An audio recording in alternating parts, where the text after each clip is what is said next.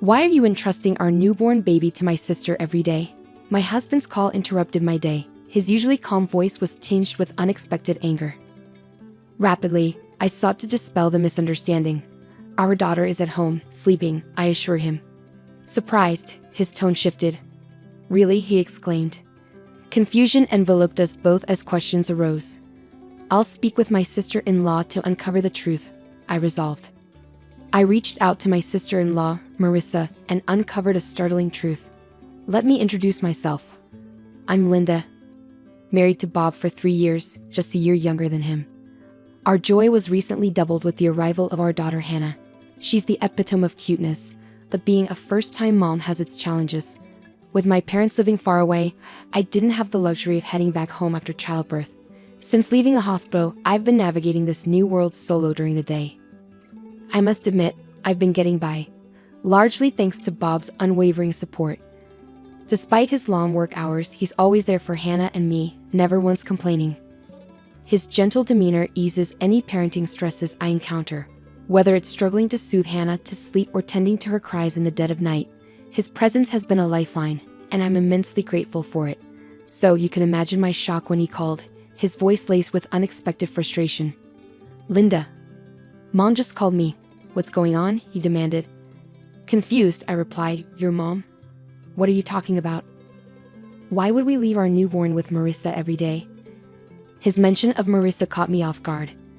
She's Bob's sister, residing just a short walk away with their parents.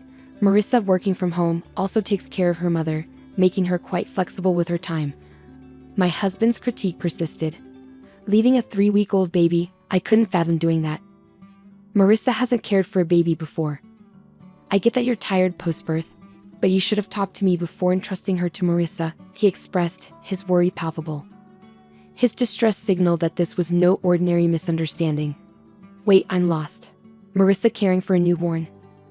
Why did your mom call you? Why would I need your consultation? What do you mean? Leaving Hannah with Marissa? Have I been doing that? I countered, utterly bewildered. It's been nearly 2 weeks. Marissa didn't complain, not wanting to strain your relationship, but Mom couldn't stay silent, he clarified. Bob's revelation stunned me. It was a narrative I had no recollection of, with my daughter right beside me. With numerous questions swirling, I prioritized clearing the confusion. Swiftly, I assured him, our daughter's at home, asleep. She's right here with me. Bob's astonishment resurfaced. What do you mean? He inquired. I'm just as confused as you are. Honestly, I've been following the advice to keep newborns indoors, so besides medical appointments, I haven't been anywhere.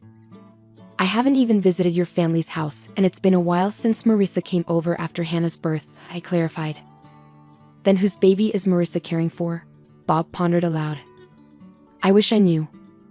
Why would Marissa fabricate looking after our baby? Each question seemed to spiral into another, leaving us both puzzled. As the lunch break chimes sounded through the phone, I made a decision. I need to speak with Marissa. I want to understand why she might concoct such a lie. If there's a misunderstanding and she thinks she's caring for Hannah, that's concerning. I'll also call Mom, I announced. Bob paused before expressing his regret. I'm sorry for doubting you. I was just really worried about Hannah. It's all right. You're concerned about Hannah, aren't you? Besides, when I told you she's right here, you didn't doubt me. You trusted me, I comforted him. After our call ended, I wasted no time dialing my sister-in-law's number. Marissa, do you have a moment? There's something I need to discuss, I started. Linda, I need to talk to you too, Marissa replied. Marissa and Bob are close in age, which is why she's the same age as me despite being my sister-in-law. We've always had a good relationship, even going out together when I was dating Bob. So, it puzzled me why she hadn't mentioned anything about this situation. I couldn't fathom why she would fabricate such a story. Well, now's a good time. Bob just filled me in. Marissa, what's this about you looking after Hannah? I haven't left her with anyone, I questioned, bewildered.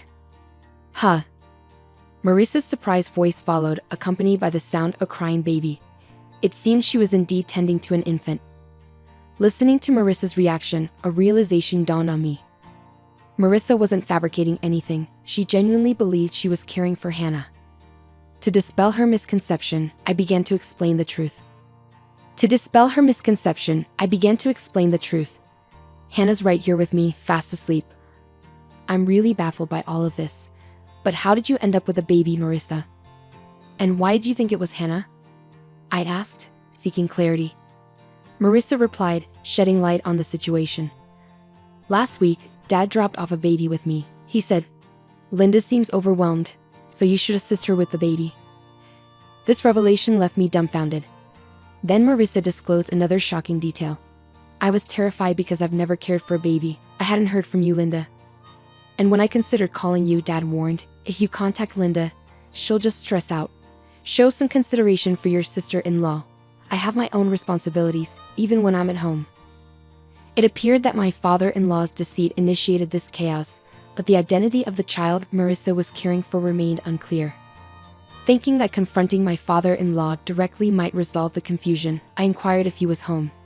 Unfortunately, he's out at the moment. Lately, he returns home late in the evening, takes the child Marissa's been tending to, claiming he'll return her to Linda, then leaves again. He usually returns in about 20 to 30 minutes, Marissa explained. Frustrated by my father-in-law's manipulation involving my daughter and me, I felt compelled to address the situation head-on. I understand. I'll discuss this with Bob, but we might visit tonight, I decided before ending the call. I promptly emailed my husband, detailing what I learned from his sister. We should ask Dad directly, came the suggestion. So when Bob returned home, we made our way to my in-laws. Along the journey, Bob recounted his conversation with his mother. Mom was also quite upset to discover that the child she thought was her grandchild wasn't. That's a significant shock, isn't it? I didn't envision Hannah's first family gathering unfolding like this. It's quite a complicated situation, he elaborated. Due to her back issues, his mother hadn't met our daughter yet. I had hoped to introduce Hannah to her once she was ready to venture out after a month. But now, I found myself disheartened that our introduction had to occur amidst such turmoil. Upon reaching my in-laws' home, we found my mother-in-law and sister-in-law both appearing bewildered as we entered. Marissa spoke up. Bob, Linda, Dad mentioned he would return the child we've been caring for, but he hasn't returned yet. Understanding the situation, Bob intervened. I see, Mom. Despite the confusion, this is our daughter, Hannah. With that, I brought Hannah closer to my mother-in-law. Upon laying eyes on Hannah, my mother-in-law's expression softened. She's absolutely adorable. She bears a striking resemblance to Bob when he was a baby. I'm thrilled to finally meet her, and Linda, you've done remarkably well. I'm sorry you've been entangled in all of this, she expressed with sincerity. It's alright. I'm just as perplexed as everyone else, I responded. Just as I spoke, Marissa chimed in. I'm baffled too. Who is this child I've been caring for? I don't understand why Dad would lie like this. I've been putting in so much effort, believing it was Hannah. He should consider my feelings too. Marissa's frustration mirrored my own towards our father-in-law. Attempting to lighten the mood, Bob interjected, but Marissa, you've met Hannah before. You should have noticed it's a different baby. Well, don't all babies look alike? I thought something was off. But I assumed babies' appearances change quickly. Marissa hastily defended herself. At that moment, our father-in-law returned. I'm back. Wait, why are Bob and Linda here? Our father-in-law's panic was palpable. This deception stemmed from him. The rest of us shared disapproving glances, each silently accusing him.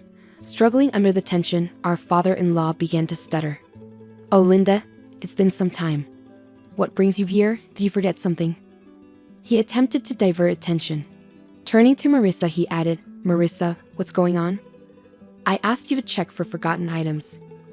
I seethed with anger at our father-in-law's manipulation, using mine and my daughter's names in his deceit and then shifting the blame onto Marissa. I instinctively held my daughter closer, feeling the tension radiate through the room. Both my husband and sister-in-law shared the same sentiment, their fists clenched in frustration. It was me who broke the silence, the anger evident in my voice. Dad, seriously, are you honestly saying that? This is beyond unacceptable even for you. What do you mean? My father-in-law seemed startled by the intensity of my tone. My husband and sister-in-law echoed my sentiments, demanding answers. Dad, explain yourself. Linda has never left Hannah with anyone. Why would you fabricate such a lie? There must be a reason for someone to care for a stranger's newborn, right? That's correct. You manipulated me into caring for a child. Who is this baby? I'm terrified, even if it's my nephew's, let alone a stranger's. I won't tolerate it anymore, Marissa interjected with rapid-fire conviction. My father-in-law was speechless, while the three of us continued to glare at him, demanding the truth. However, my mother-in-law's reaction was different. She turned pale, murmuring, "No, it can't be. You're not still involved with her?" Her words left my husband, sister-in-law, and me stunned. My father-in-law began to sweat, feigning innocence. What? What are you talking about?" he stuttered, attempting to deflect. But my typically calm husband had reached his limit. "Dad, enough with the act. You've been playing dumb all along. Do you think you can deceive us? We know you've been lying about everything. Just come clean." "Wait, Bob, please calm down." I attempted to intervene, but my husband persisted. "Dad, you've been manipulating Linda and Hannah to cover up your deceit, and you owe Marissa an apology. Caring for a newborn is a monumental responsibility, even if it's your own child. Consider how overwhelming it must have been for Marissa, who has never experienced parenthood before." Once he started, my husband couldn't halt his tirade. Despite whatever excuses our father-in-law might conjure, my husband remained steadfast. Perhaps realizing he couldn't evade the truth any longer, my father-in-law spoke softly, and then he confessed to the unbelievable truth. "That child is mine." At his admission, my husband's momentum dissipated, his mouth hanging agape in disbelief. Marissa and I were equally stunned into silence. It was my mother-in-law who shattered the quiet. Her voice quivered, tears brimming in her eyes. "I knew it. You're still involved with her. I was foolish to forgive you before." "Involved with her?" my husband queried, puzzled. In response, our father-in-law's complexion paled even further. Ignoring him, my mother-in-law continued, "He had an affair. It happened around the time you two were getting married, about 3 years ago. He promised me he'd never do it again, and I forgave him. But now, that's why I thought Hannah bore a resemblance to Bob. She's his flesh and blood after all. I thought she was my true grandchild." Unable to contain her emotions any longer, my mother-in-law broke into tears. Witnessing her distress only fueled my anger towards my father-in-law. My husband regained his composure, unleashing his wrath upon our father-in-law. "You're despicable, Dad. You not only deceived us but betrayed Mom twice. How could you stoop so low? I can't fathom that someone like you is our father." Bob's outburst was followed by Marissa's incredulous response. "What do you mean by my child? Are you joking? You had a child with your mistress and left it with me? I can't believe this. How could you do something so despicable? I never want to see your face again." Despite the scathing remarks from his own children, our father-in-law merely chuckled and remarked, "Calm down. There's nothing we can do about what's already happened. The mistress didn't want to marry me or anything like that. She just didn't have any money, so she had to work. In the meantime, I had to take care of the child." I couldn't bear witnessing my father-in-law's callousness. "Enough," I interjected, my voice trembling with anger. "This isn't a laughing matter. A life has been brought into this world. Do you grasp the gravity of that at your age?" My father-in-law seemed taken aback, losing his balance and falling onto the ground. However, instead of offering assistance, Bob and Marissa hurled insults. "You worthless old man, you're no longer our father. I can't even stand to look at you. Get out of our sight," they exclaimed. Even faced with their fury, my father-in-law attempted to downplay the situation, saying, "Don't say such things." My lips tensed as I stared daggers at my father-in-law. "I no longer have the patience to tolerate someone like you. Let's get divorced," I declared firmly. My father-in-law's smile vanished, his face contorting with wrinkles as he became serious. "But didn't you forgive me last time?" he pleaded. However, his attempt at manipulation was futile. "Yes, I forgave you for your infidelity, but I won't tolerate your disrespect any longer," I retorted. "If having you out of our lives brings peace to our home, then so be it. And as for my survival, I'll manage just fine without you," I added. As my father-in-law clung to my mother-in-law's feet, I watched him with disdain. Bob and Marissa mirrored my sentiments, their gazes cold and unwavering. It was evident that everyone in the room had reached their limit with my father-in-law. Marissa erupted in anger. I'll take care of Mom, so we'll be fine without you. But how do you plan to live? You've always relied on Mom for everything from cooking to laundry. Marissa's words visibly rattled my father-in-law. He turned to my mother-in-law with pleading eyes. You wouldn't leave me, would you? We spent decades together. You can't imagine life without me, can you? However, his hopes were swiftly dashed as my mother-in-law shook off his clinging arm. Stop kidding yourself. How much do you need to degrade people to feel satisfied? Who would want to stay with a cheater like you? I'm filing for divorce right now. If you're so fond of her, why don't you go be with your mistress? My mother-in-law snapped, her voice firm and resolute. What? Wait, let's talk. We can fix this. That woman meant nothing to me. You're the only one I love. My father-in-law pleaded, clutching onto my mother-in-law once more, but he was met with another wave of Marissa's fury. Talking to someone who refuses to acknowledge their mistakes is pointless. We're leaving this place soon, and Mom is coming with us. Until we're gone, stay away from home, Dad. I never want to see you again. Now get out. Marissa demanded, attempting to forcefully escort my father-in-law out. When he refused to budge, Bob had to physically drag him away. Please wait. Give me another chance, just one more. My father-in-law pleaded until the very end, but his pleas fell on deaf ears as nobody paid him any attention. As Marissa had foreseen, my father-in-law's life spiraled into chaos. Struggling to manage even the simplest tasks, he found himself unable to tolerate the growing clutter and filth in his home.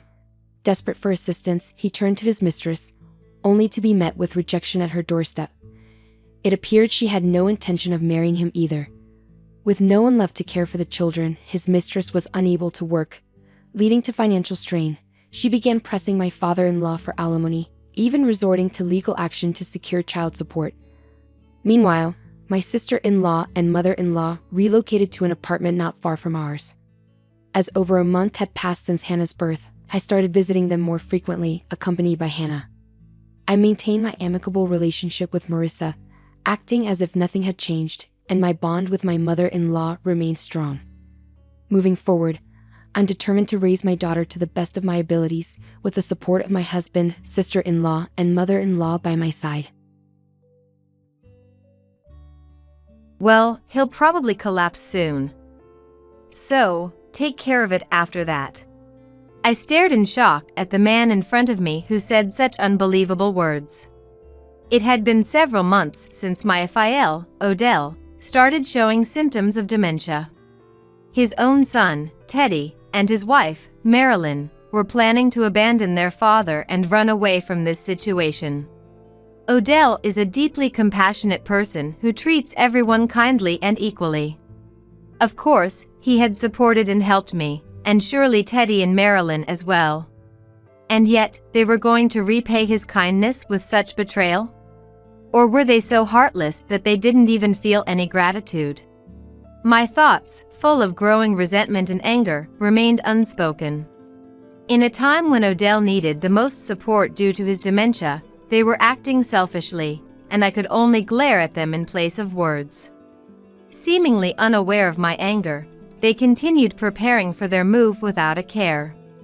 I tried to voice my complaints about their utter lack of consideration, but they had left for their new place before I could approach them. Reluctantly, I returned to the room where Odell was waiting. Although betrayed by his own son, Odell had a satisfied look on his face and said with a sly smile, "I've been waiting for this moment. IMS Day. I met my husband, Kyrie, through an acquaintance when I was 40. Given my age, I wasn't planning to get married anymore. I thought I'd live freely, enjoying hobbies and travel. But Kyrie and I got along very well. I would have been fine with a common-law marriage, but Kyrie was determined to have a formal marriage, so we officially became a married couple. Upon getting married, I moved out of the apartment where I had lived alone and started living with Kyrie and his father, Odell, in their family home. Kyrie's mother had passed away 5 years ago, so Odell had been living alone since then. He proposed that we live together shortly before we got married. At first, I thought it was for caregiving purposes and was wary, but Odell was healthy enough not to need care despite his age. Of course, the future was uncertain, but I felt that Kyrie and I could manage caregiving if needed.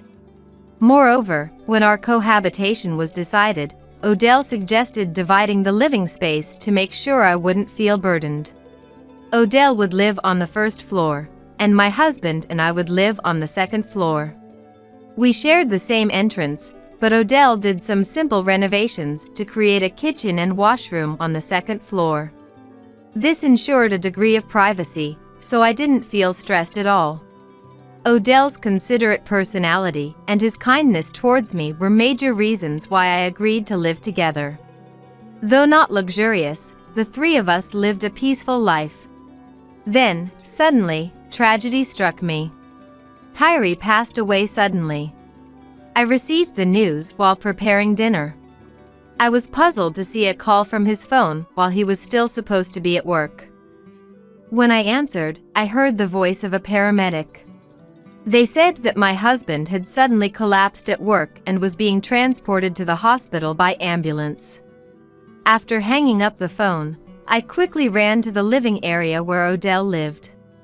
At this time, he's usually sitting in his chair watching TV, but he wasn't there today.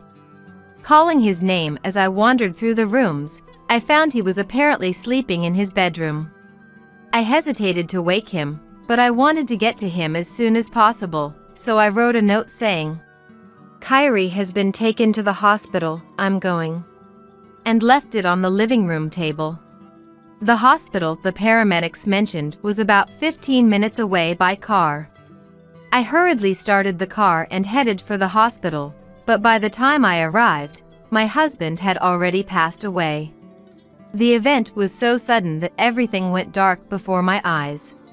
The cause was identified as a heart condition, classified as sudden death.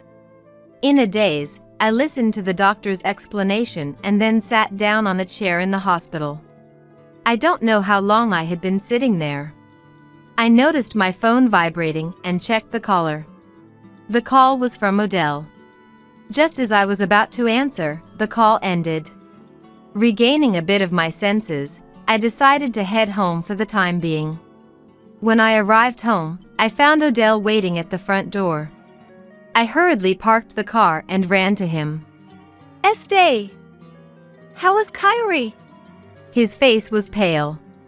Seeing him clutching his phone and worrying about his son's well-being, I hesitated to tell him the truth.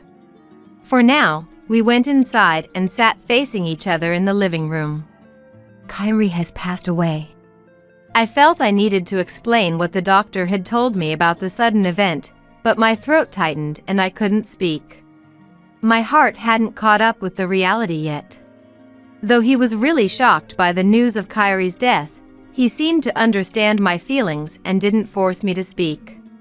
We decided to end the day there and talk again tomorrow, after we had some time to come to terms with our emotions. I returned to my room, unable to accept the reality that I would never see my beloved husband again, and couldn't sleep at all. Sitting up in bed, I noticed it was already daylight outside. When I checked the clock, it was 9 a.m. Assuming he'd be awake by now, I went to Odell. Entering the living room, I saw he was already sitting in a chair, drinking tea. It seemed he hadn't slept either. His eyes were red and bloodshot. I explained as much as I could remember about Kyrie's death and what the doctor had said.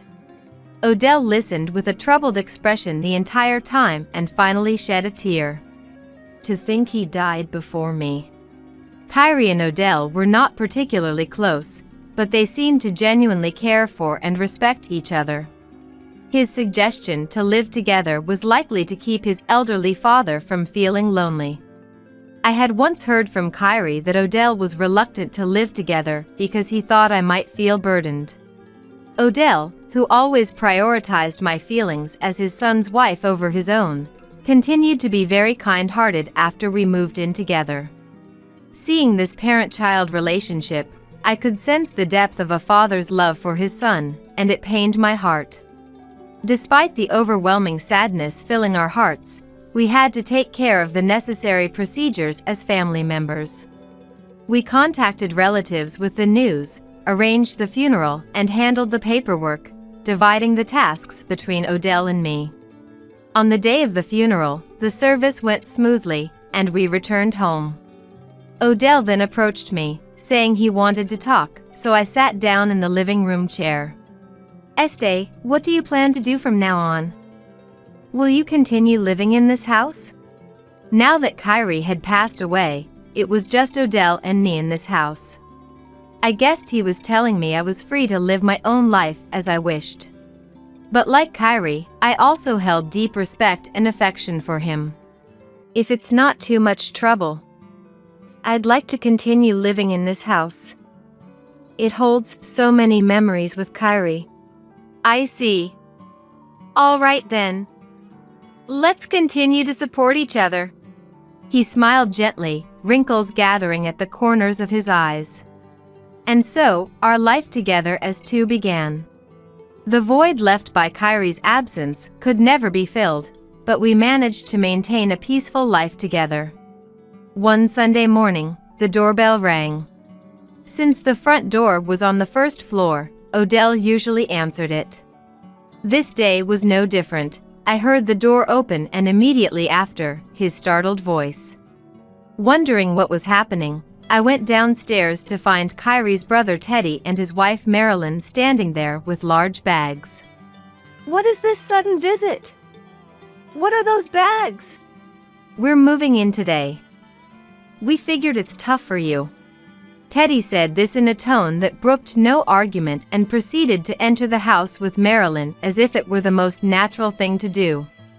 I bowed slightly and followed them into the living room. Teddy sat down on the sofa, and Odell asked in a somewhat low voice, What's this about? Moving in together, why so suddenly? From my memory, we had only met at the dinner for our wedding and Kyrie's recent funeral. I had once subtly asked Kyrie about his relationship with his brother, but he had only given me a difficult look and said they were estranged. He also mentioned that Teddy rarely visited even after Odell started living alone. Well, with Kyrie gone, Este must find it hard to take care of Dad by herself, right? As his real son, I thought I could be of help. I was surprised by Teddy's words, as I had assumed their relationship wasn't very good. Although Odell's expression didn't brighten, he didn't turn them away either. If that's the case, you should have let us know beforehand. Este, what do you think? Teddy and Marilyn said they would be living on the first floor with Odell, so it wouldn't be too much of a burden on me. While I felt a bit uneasy about their sudden decision, I had no particular reason to refuse, so I agreed. It was about 3 months into our 4-person household when Odell started showing signs of change. At first, he would get agitated over things not being in their usual places or repeatedly have the same conversations. Then, Odell, who had always been calm, began raising his voice or suddenly becoming sullen and uncommunicative. I wondered if it could be something serious, so I searched his symptoms on the internet. The results pointed to dementia. Many of the other symptoms matched as well, and my fingers trembled on the keyboard. Odell, who had been healthy and calm for his age, had changed so drastically that I couldn't help but be shaken. I closed my laptop and took a deep breath. When I married Kyrie and decided to live together, I had been prepared for the possibility of caregiving in the future. But that was because he was there. The rapid progression of Odell's condition made me feel increasingly anxious. I thought I needed to get him diagnosed and decided to try taking Odell to the hospital, even though he seemed to be in a bad mood. Odell, let's go to the hospital just once. It will be quick. Shut up. I'm not going to the hospital. What are you planning to do to me? His violent outburst made me flinch. With such a loud, intimidating voice from an elderly man, I couldn't muster the courage to press further. Since I worked part-time from morning till evening on weekdays, I decided to have Marilyn, a full-time housewife, and Teddy, on days he got home early, look after Odell during those hours. On my days off from part-time work, I spent the entire day with Odell. It had been a few months since the dementia-like symptoms began. During that time, his memory lapses worsened, he would ask for meals right after eating, and he started bathing multiple times. Seeing him change so drastically saddened me, and my worries grew. There might be some good medication or treatment. If I left it untreated and the condition worsened, taking him to the hospital would become even more difficult. I decided to consult Marilyn and Teddy, who were home at the time, about getting Odell to the hospital. Can you help me take Odell to the hospital? I think he would listen better if we all convinced him together. Well, I suppose. But isn't it fine to just leave it as it is?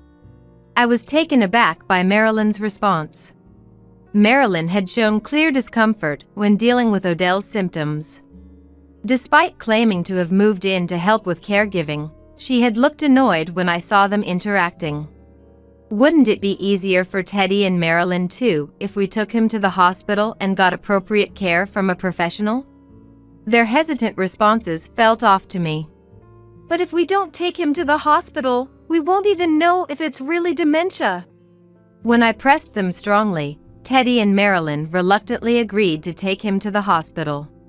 We decided to take Odell to the hospital on a day when all of us were off, which was a week later. And then, a week later. I woke up early in the morning, stretched out, and steeled myself for the day. At the hospital, we would get a diagnosis. There were so many things I wanted to ask the doctor about dealing with dementia, caregiving methods, and the progression of the disease. With Kyrie gone, I felt some anxiety about caregiving alone, but I wanted to support Odell, who had been so good to us, by working together with Teddy and Marilyn. Thinking this, I descended the stairs. Instead of entering the living room on the first floor, I headed towards the front door leading outside. I needed to get the newspaper that Odell always read in the morning. He used to go to the mailbox himself, but since the onset of dementia, someone in the family had been doing it for him. As usual, I opened the front door, but the scene before me was anything but ordinary. A moving truck was parked in front of the house, and Teddy and Marilyn were busy loading it. What is this? What's going on? Hearing my voice, Teddy and Marilyn noticed my presence. We decided to move out. Our house is finished. Teddy's casual statement left me in a state of confusion. Today was the day we had agreed to take Odell to the hospital together. We planned to move from the beginning, so honestly, whether he goes to the hospital or not doesn't matter to us. It dawned on me why Marilyn had reacted unexpectedly when I asked for help persuading Odell. They were moving out, so they wouldn't be involved anymore. Remembering that day's conversation, it all made sense. It seemed they had moved into my and Odell's house as a temporary arrangement until their new home was ready. Their sudden departure without any notice and their selfish reasons for leaving made me increasingly angry. What about Odell? What are you going to do about him? Are you just going to leave him in that state? I asked them angrily, but they showed no sign of remorse. You can continue to take care of him as she has been. You've been living together with him so far, so you can handle it, right? The situation is completely different now. It's cruel to just abandon him. At least, you could have helped us take him to the hospital. It's difficult for me to take Odell to the hospital alone, especially when he yells and gets violent at the mention of it. Despite my pleading, Teddy and Marilyn didn't budge. Then, Teddy said something unbelievable. Well, he'll probably collapse soon anyway. So, take care. Teddy turned his back on me with a careless tone, leaving me in disbelief. I never thought Teddy could say something so heartless about his own father. And it hadn't even been a year since his brother Kyrie passed away. His insensitive remark furrowed my brow. Ignoring my stunned state, the two of them got into the truck and drove off to their new home.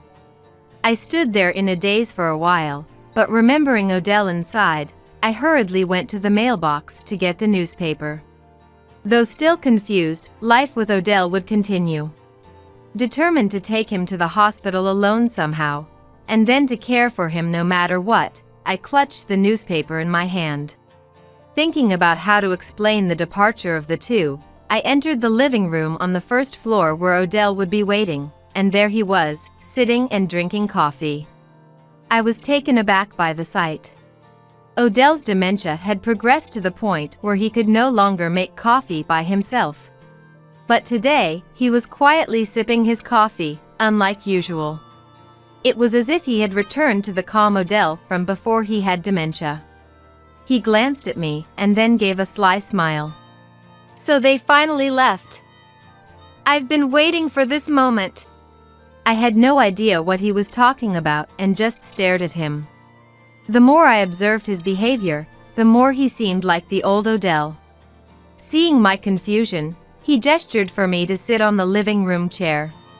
Obediently, I sat down, and Odell got up and made a cup of coffee for me too. Thank you. Odell, about... Not knowing what to say, I hesitated, and Odell, seeing my confusion, laughed mischievously. Sorry for causing you so much trouble. How was my acting? Acting? I was so surprised that I felt my eyes might pop out. Seeing my astonishment, Odell laughed, showing his teeth, and began to tell me what had happened. It all started a few days after Kyrie's funeral. Teddy had suggested to him that they live together. He had told him that he and Marilyn would take care of him so that I, Kyrie's widow, wouldn't have the burden of caregiving. Odell, thinking of me, agreed to the proposal and moved in with them. However, since Teddy and Marilyn had no money, Odell had to pay for their new house in full.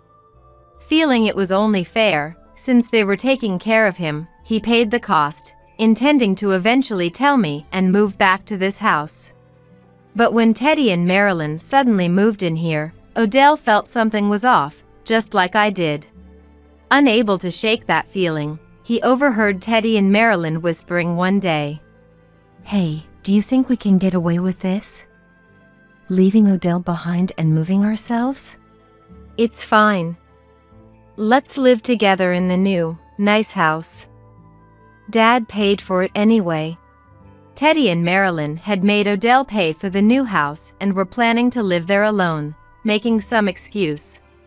The joy Odell felt when his estranged son said he wanted to live with him, and the despair of realizing he had been deceived. Just imagining it made my chest ache, and Odell, being the one who experienced it, must have felt even worse. However, he still wanted to believe in his son until the end. So he pretended to have dementia, hoping for a sliver of conscience in the two of them. In the end, that hope was in vain. Marilyn started to despise and mistreat Odell because of his supposed dementia. Teddy, too, showed no concern for his own father. Odell said he resisted going to the hospital desperately, fearing his act would be discovered. I learned a lot of information all at once, and my head was on the verge of exploding. The one thing I understood was that Teddy and Marilyn were cold-hearted people who tried to deceive the Odell who had taken care of them. Still in shock, Odell smiled at me and said, "I won't go easy on those heartless people anymore." "Not go easy? Are you planning something?" "Well, you'll see soon enough." He seemed to have something in mind, but I had no idea what it could be. I had been determined to take care of him alone, so finding out he wasn't actually suffering from dementia left me feeling a bit deflated. Odell repeatedly apologized for deceiving me, no matter the reason, and for causing trouble by pretending to have dementia, even temporarily. The reality that he had returned to his former calm self was becoming more evident. I felt relieved that he wasn't ill. Even in the following days, he showed no signs of dementia, and the peaceful, quiet times we had shared before returned. A month after Teddy and Marilyn moved out, Odell and I continued to live together, maintaining a good distance and supporting each other. Odell could cook for himself, so we had always had separate meals, but recently his legs and back had been giving him trouble, so I had been cooking dinner for us to share. Today, I was off work, so I went shopping at the nearby supermarket in the early afternoon, thinking about what to make for dinner as I headed home. Rounding the last corner and seeing the house, I noticed a few people gathered in front. Could something have happened to Odell? I hurried to the front of the house. What I saw was Odell arguing with Teddy and Marilyn. Could they be moving back in?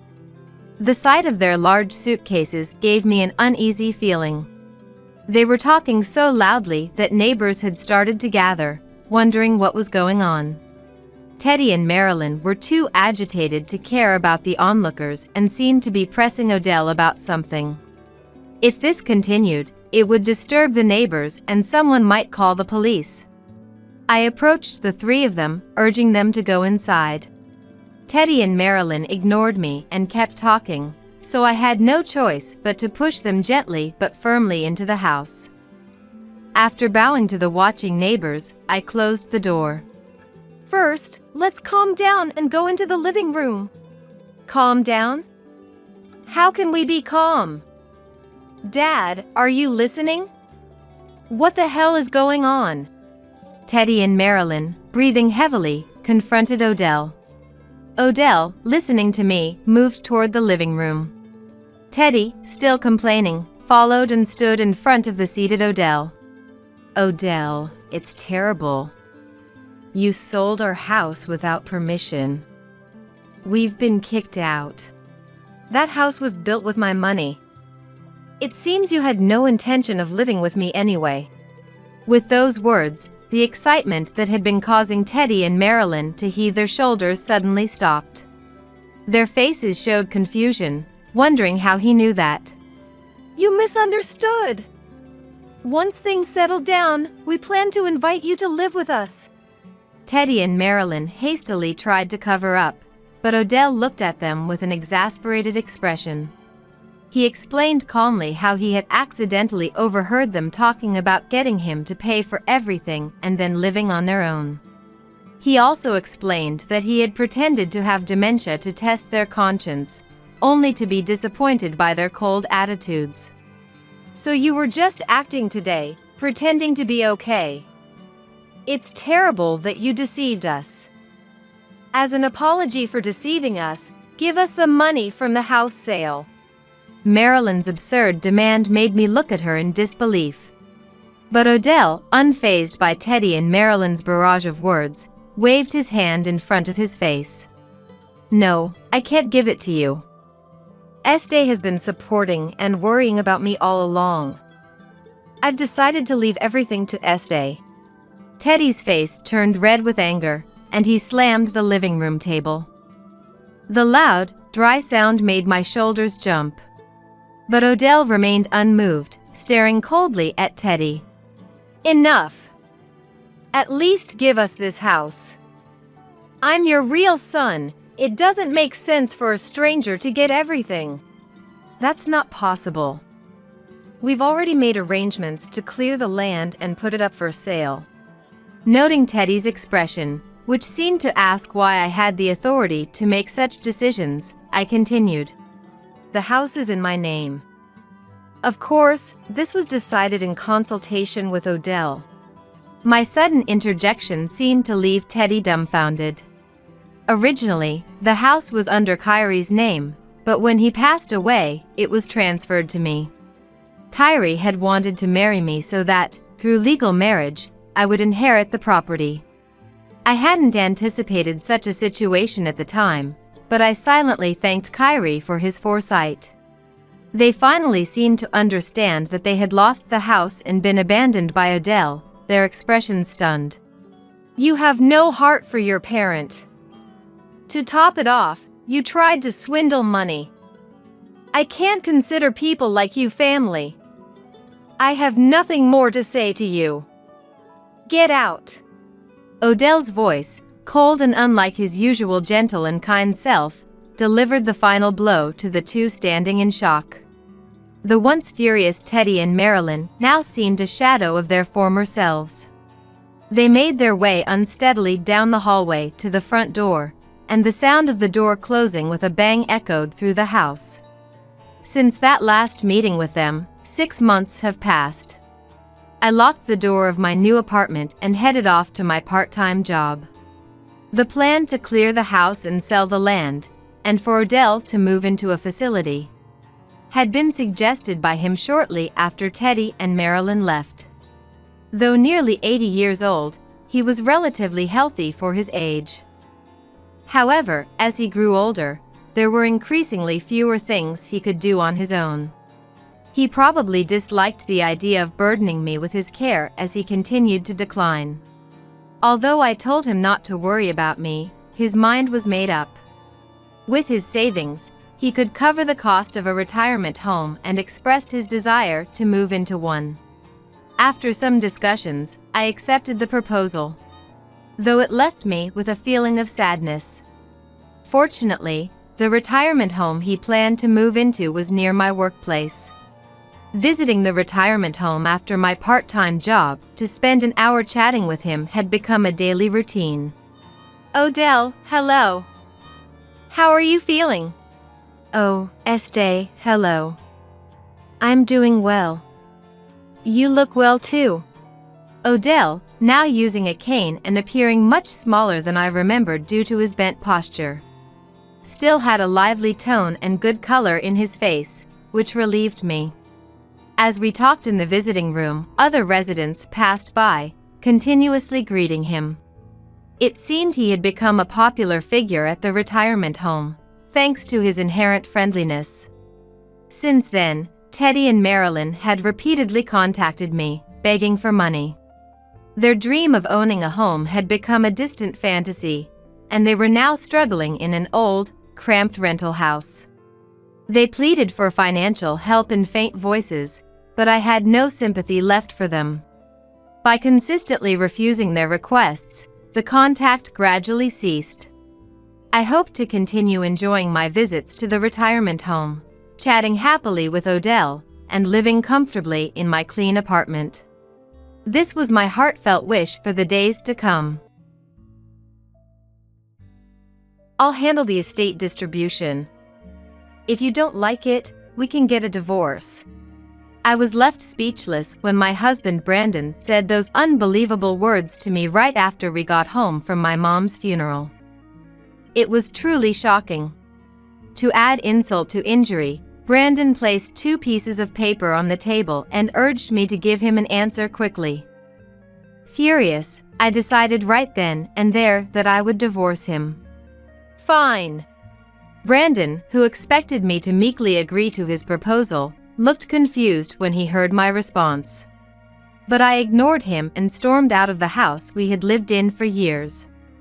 I headed straight to a certain place, determined to carry out my plan. My name is Hannah, and I'm 30 years old. I work as a bank teller and have been married to Brandon, who is 5 years older than me, for 5 years now. These past 5 years have been a living hell for me. Brandon works at a local bank, but his performance is quite poor. He has no motivation for his job and believes that as long as he meets his quota, it's not a problem. This attitude has made him stand out negatively at work. Anyone who works hard at their job is an idiot. It's smarter to take it easy and do things comfortably. When I went to pick up a very drunk him from a company dinner, I was left speechless seeing him make such pathetic remarks to his subordinates. If you only heard his words, it might sound like he's doing well at his job. But having heard about his work attitude from his colleagues, I was completely appalled. Brandon, who never puts effort into anything, is the type of person who looks down on others. He's all about figuring out how to get through each day with the least amount of effort. And he mocks those who work hard. He has no desire whatsoever to get promoted.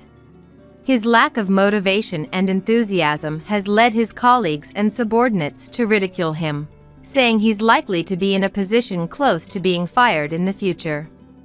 and I was the one he took his frustrations out on. I worked as a freelance illustrator. Brandon used to have a sense of respect for me, working in a specialized profession. However, his attitude changed drastically around the time we got married and he found out my annual income. When he realized that being an illustrator doesn't bring in much money, he started looking down on me. I can't believe you had the nerve to say you're an illustrator with such a low income. Your artistic skills are no better than an amateur hobbyist. When we were dating, he used to praise my artwork, but ever since we got married, he's constantly been disparaging it. On days when he had a particularly rough time at work, it would be even worse. He would sigh as soon as he saw my face, as if it was the most natural thing in the world. Must be nice for you, being able to work so easily.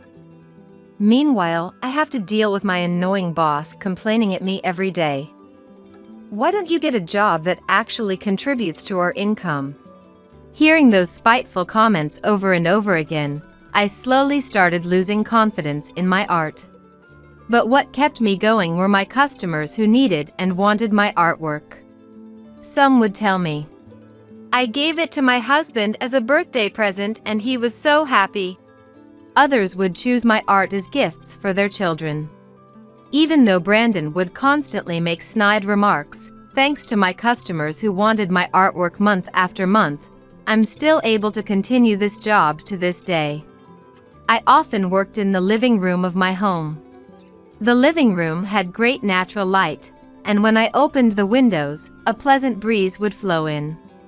This house that my mom bought for me was designed in a way that made it easy for me to focus on my art, and painting in the living room felt particularly wonderful.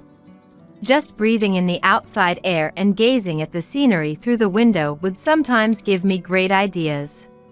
However, as if to taint my sanctuary, Brandon started hanging out in the living room at some point.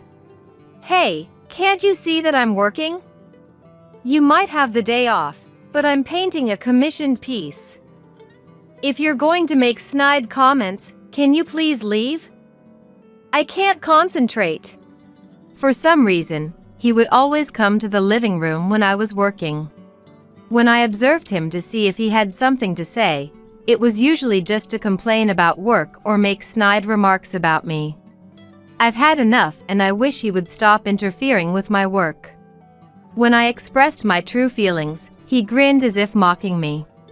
Is that any way to talk to your husband who has the day off? Who do you think is supporting our lifestyle? Even though I don't make that much money, he always uses the fact that my income is lower than his to threaten me like this. I think this started when I made the mistake of having him as a client and opening a bank account for him.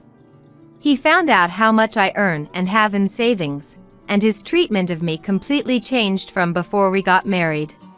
I thought you'd be living a more affluent lifestyle, but it turns out your mom was the successful one and you're a total failure.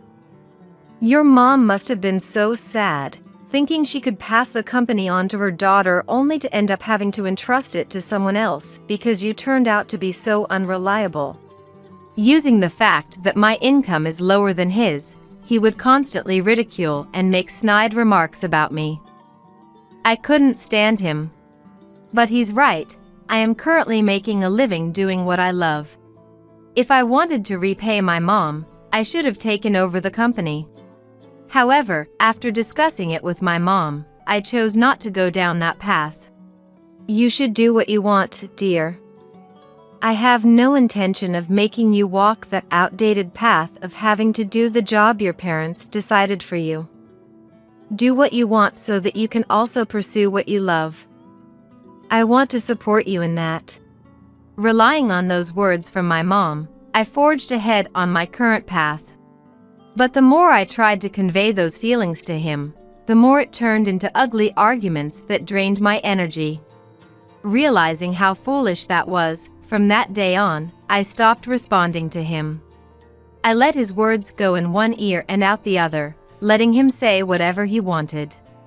Through years of dealing with him, I learned that the easiest thing for my mental well-being was to ignore his nonsense as the words of a pitiful person. When he stopped getting responses from me, he seemed to lose interest and would click his tongue and return to his room. Since it was just words, I became defiant, thinking it wasn't a problem if I didn't engage with him. Those were my days of ignoring his remarks, until a sudden event changed everything. My mom, who had been in a care facility, passed away. My mom was the CEO of a major automobile manufacturer with over 7,000 employees. At the time, it was said to be the most popular car maker in the country, and there wasn't a single person in the industry who didn't know my mom's name.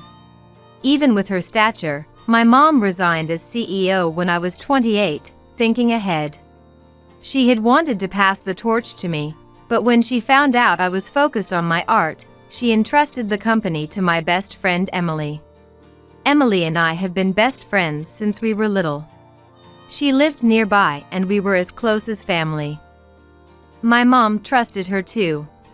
However, Brandon doesn't know this fact. Emily had asked me not to tell Brandon that we're best friends. I was torn about whether to tell you since it's a story from our student days. But after hearing about you recently, I thought it would be better to let you know. That's what Emily said before telling me about Brandon during his student days. Brandon and Emily went to the same high school, but they were in different classes and only knew each other's names. Apparently, Brandon was a student with bad behavior who stood out in a negative way.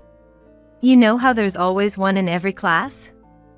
The type of idiot who enjoys disrupting the lessons and teasing the teachers. That's Brandon for you. I was in a different class, so I never saw it firsthand. But I heard a lot about it from friends. She made sure to visit our home at times when she wouldn't run into him. Since she also got married and changed her last name, even when Brandon saw her at our wedding, he didn't seem to realize that she was his classmate from high school. Thanks to that, even now, he hasn't noticed my relationship with her. I've told him that I have a close female best friend, but he's probably not interested in anything about me besides money. He would just say, "Do what you want," and leave it at that, never asking about her. I heard rumors back then that he was obsessed with money. Some people were making a fuss about how he never paid back money they lent him. So I was wondering if you'd be okay if he was still like that now, but he works as a bank teller and covers your living expenses, right? I figured there was no need to say anything then, so I kept quiet. But to this day, I still only have that kind of negative impression of him. That's why I asked you to keep quiet about me. I don't want him pestering me for money if you carelessly mention me. Seeing Emily smile wryly as she spoke, I let out a sigh. Before we got married, I never sensed that side of him at all. On the contrary, he seemed like a sincere, upstanding young man that even my parents would approve of. That was my first impression of him. Brandon and I met when he came as a customer to an art exhibition I was participating in. At the time, I was feeling stuck with my art and losing confidence. I was spending my days painting while agonizing over whether I should continue. Amidst that painful time, Brandon stared at a painting I had made for hours. You've been looking at that painting for a while now, right? While other paintings were garnering interest and attention from customers, he was captivated for hours by a painting that no one else paid any attention to. His behavior made me curious, and I found myself calling out to him. I'm sorry, was it no good? No, not at all. I was just wondering why I can't stop looking at this painting. Brandon has no artistic sense. But I think it's precisely because he lacks that sense that he said what he did next. I don't get it. To be honest, I have zero interest in artistic stuff, but for some reason, I can't take my eyes off this painting. Even when my friend who invited me here told me it was time to go, I couldn't move from this spot. That's how drawn in I am by this painting. I'm sure the person who painted this must have felt pain and anguish, repainting it over and over. I don't know why, but ever since that thought occurred to me, I haven't been able to move. I don't know the first thing about art, so I must sound ridiculous right now. As Brandon scratched the back of his head with a wry smile, I was completely captivated by him. I felt incredibly saved by those words from him, someone who knew nothing about art. To have someone who understood my anguish and saw through it. Realizing there was nothing that could make me happier, before I knew it, I had revealed to him that I was the artist. This sparked the start of my interactions with him. Even Brandon, who had no interest in art, would come visit every time I said I was submitting a painting to an exhibition. Would it be okay if I visited your studio next time? I'd love to see you painting. I was so happy that he was taking an interest in me.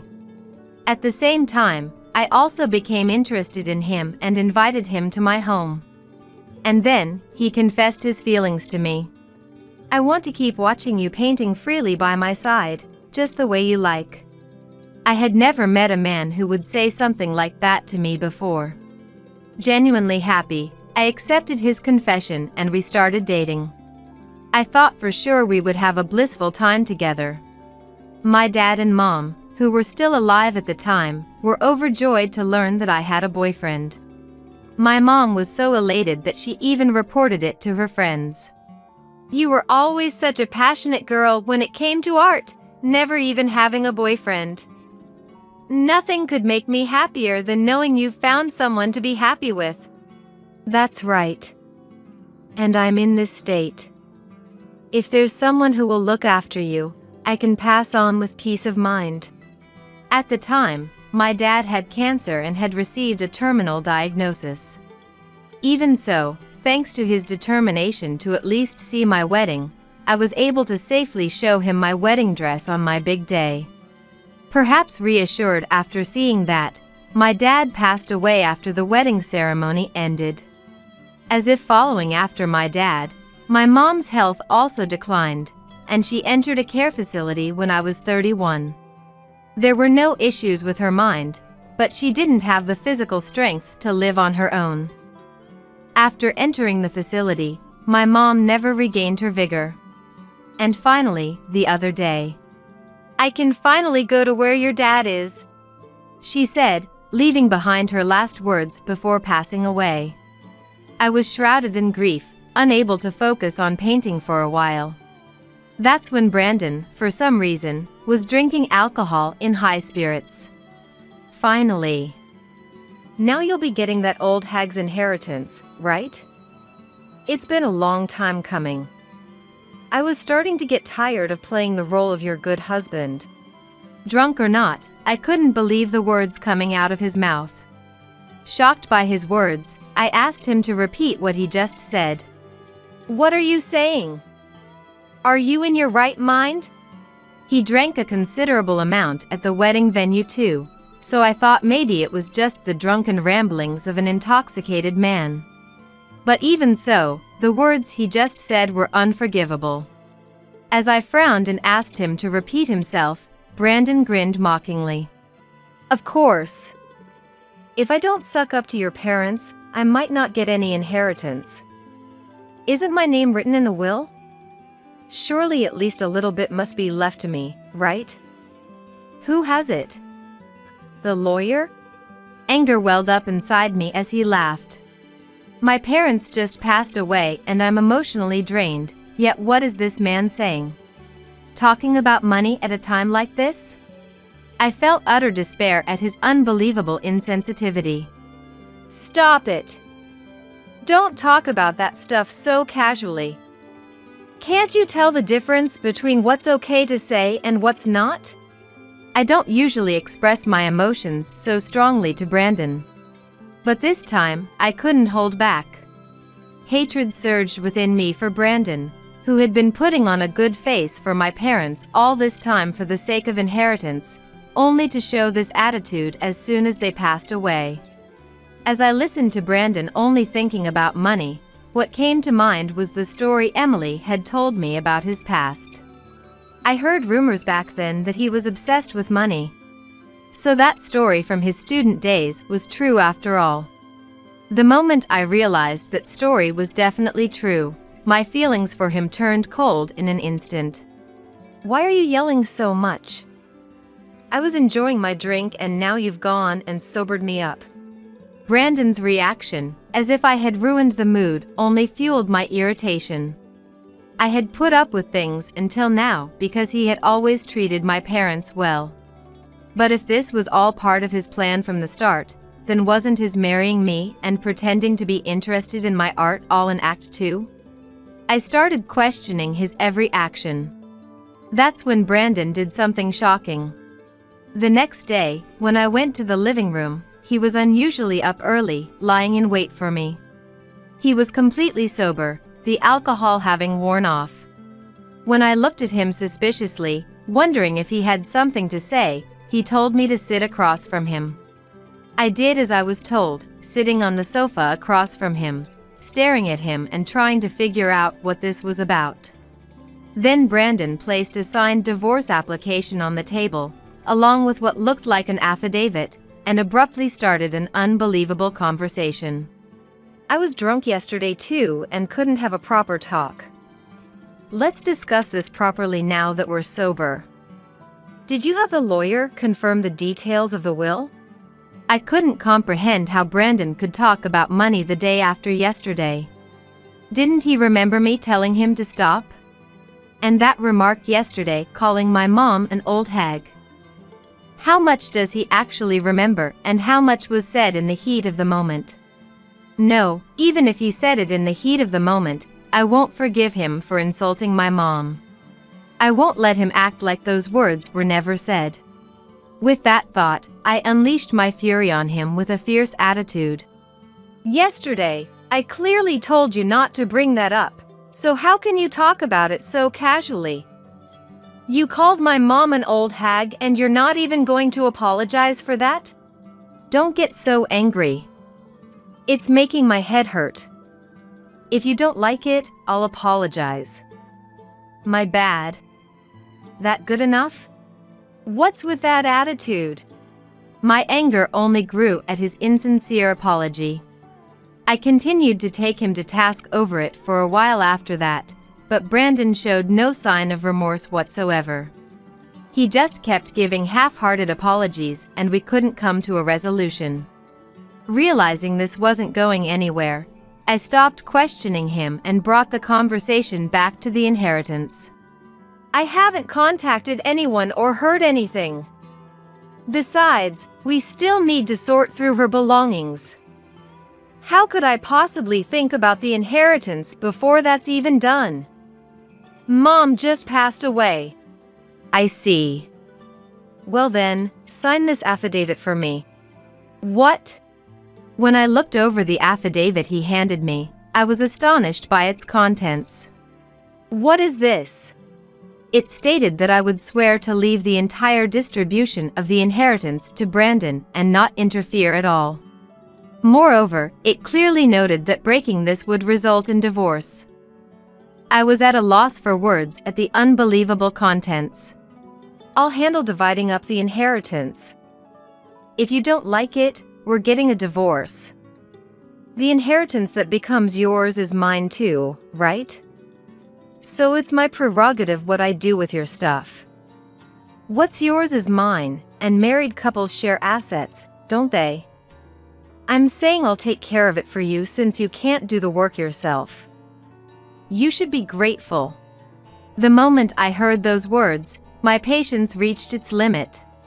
I got up with my face downcast, and without signing the affidavit, I went to my room and started hurriedly preparing to leave the house. Hey, wait. What are you doing? Sign it. If you don't, we're getting divorced, you hear me? Yes. I hear you. That's why I'm preparing to leave the house now. What? He must have assumed I would quietly sign it. Seeing him rendered speechless by my opposing response, I almost felt like laughing in spite of myself. Hey, what nonsense are you spouting? Divorce? That means we're splitting up, you know? You understand what that means? I just said I understand. I'm sorting my things, so don't get in my way. The years of pent-up frustration and discontent had nearly reached my breaking point when I saw him yesterday. And this contract was the final straw. There's no way I wouldn't divorce him over this.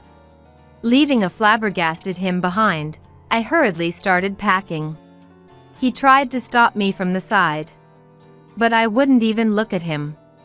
Desperately floundering for some way to stop me, he probably didn't have the composure to calmly assess the situation. Making sure he didn't notice, I took the divorce papers and left the house I had lived in for many years. Well then, thank you for everything until now. Wait a minute, hold on. Ignoring his voice calling out to stop me, I got into the pickup car I had arranged for in advance and escaped to my parents' home. And to carry out a certain plan, I headed to the bank where Brandon worked. Oh, you're Brandon's wife, right? Brandon had been taking time off every day to sort through the estate. And now, the wife of someone like that had suddenly shown up at his workplace. It was only natural for them to look surprised. Thank you for your hard work. Is the branch manager here? I have something I'd like to discuss, so I'd appreciate it if you could call for them. I called out the branch manager and told them something with a big smile on my face. Hannah, what brings you here? Branch manager, I have something I need to talk to you about. The bank started buzzing with the sudden report of our divorce. Ignoring the shocked reactions around me, I continued speaking. I want to close the account with $3 million in it. And please close the personal account I had made as well, right now. I don't think I'll be needing your services here anymore. What? The branch manager couldn't hide his surprise at the sudden request. Another employee who immediately realized this was a huge problem must have called for Brandon. Still in his loungewear with bedhead, he rushed to the bank in a fluster. Hey, what are you doing making decisions on your own? Now, calm down. For now, please come to the reception room. You too, Ms. The branch manager led Brandon and me to the reception room. The remaining employees were looking at Brandon with agitation, and I could hear some of them talking about him in hushed voices. Perhaps feeling flustered by the unpleasant attention he was drawing, he glared at me. However, I wouldn't meet his gaze at all. Maintaining my resolute demeanor, I silently followed after the branch manager. Eventually, we were shown to the reception room. Brandon and I sat next to each other as the branch manager, who had no idea what was going on, asked about the situation. What do you mean you want to close your accounts? Exactly what I said. I want you to close all the accounts I have with you. Hey, what the hell? Closing accounts?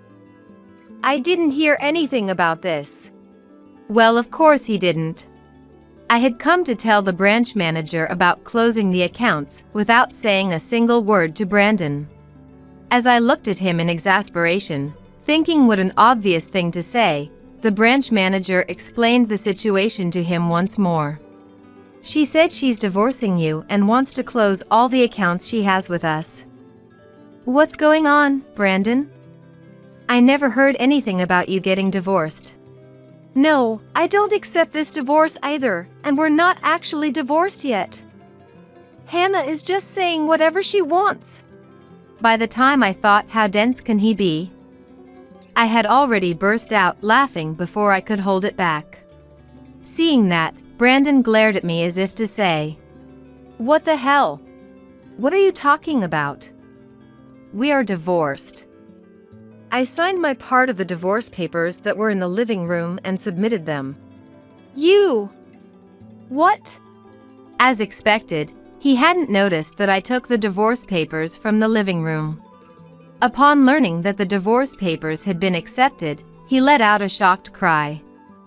The branch manager also looked confused, having no idea what was going on, and stared at us. You signed them first, didn't you? Why are you so surprised? Didn't you take action because you wanted to divorce me? I also thought I couldn't go on with someone like you, so the timing was perfect. Our interests align, and the divorce papers have been accepted, so naturally there's no division of assets. The house is still in my name too, so please move out within 3 days.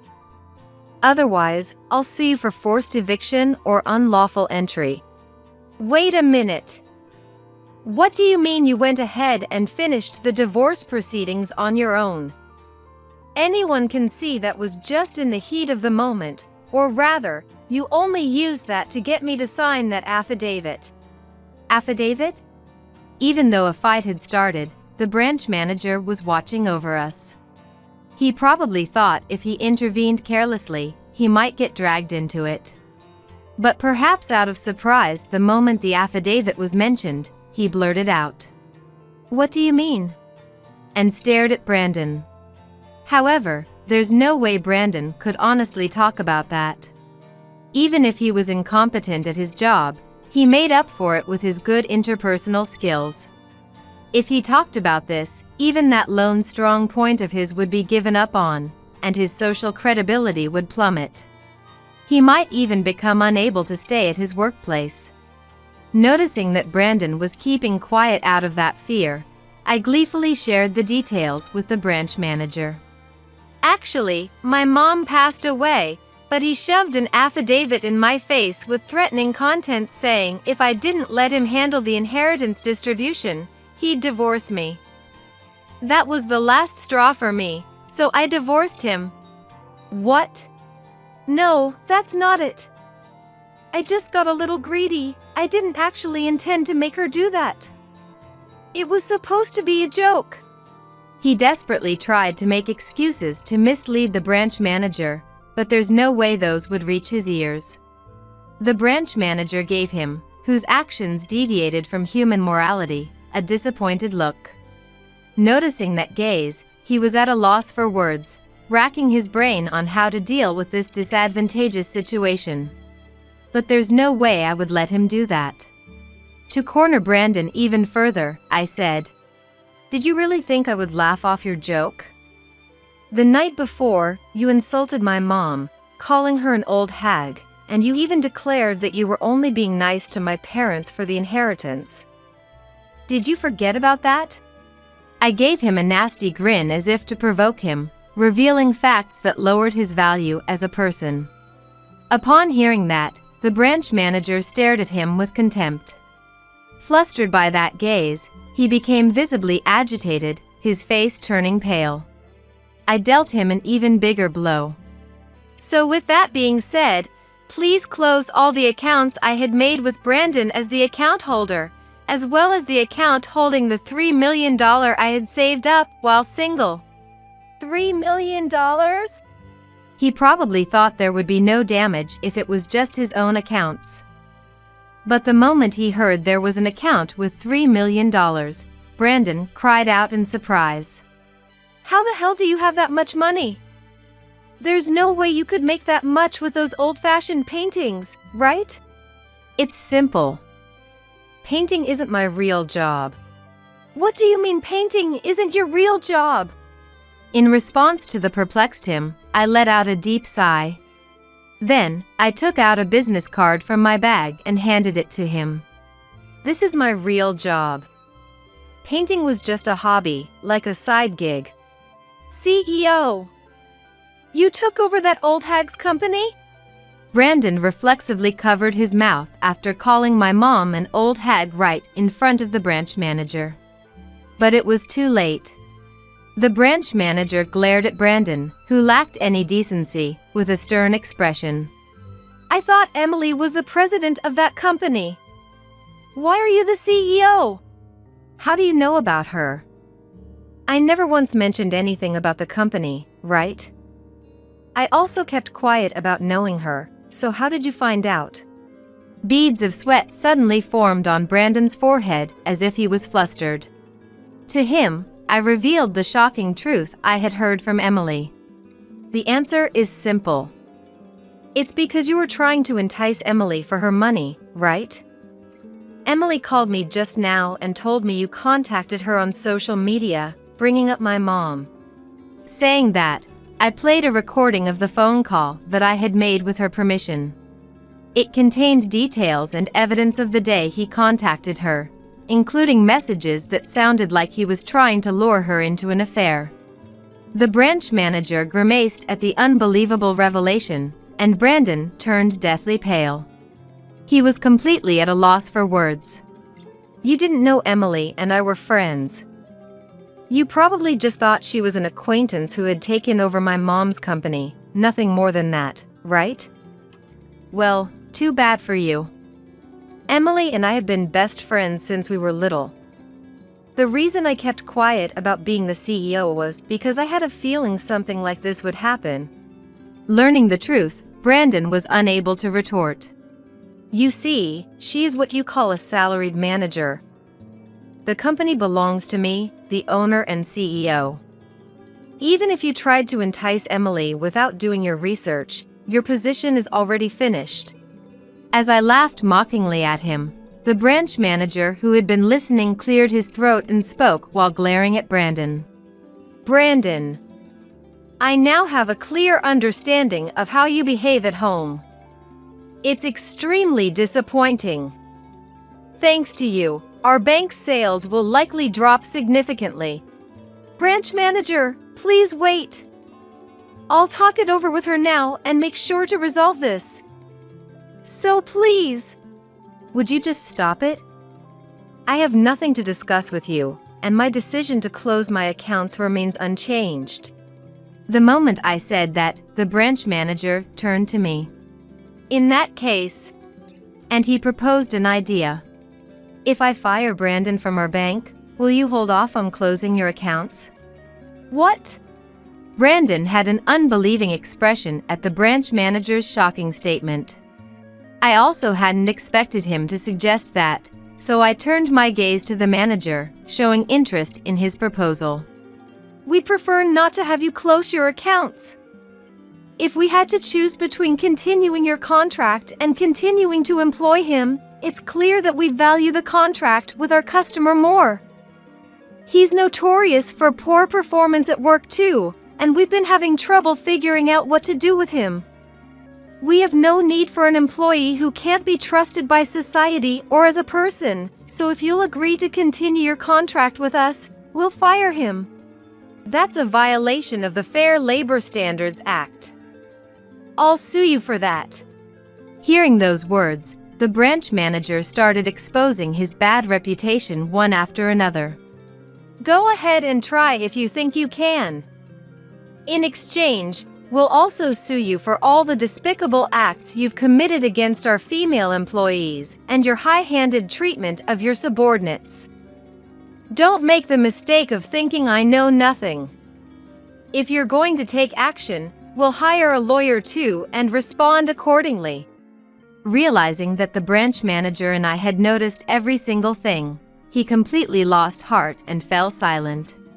He held his head in his hands as if regretting his actions. This wasn't supposed to happen. Why?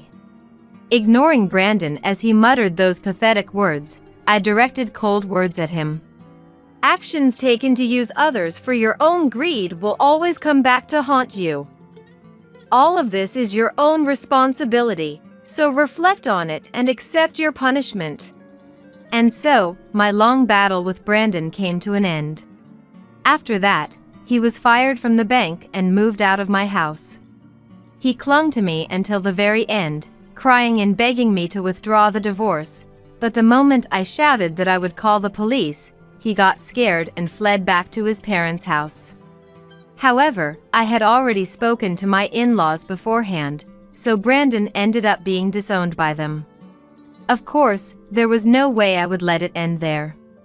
I consulted a lawyer about the moral harassment I had endured up until now and submitted the evidence I had secretly collected.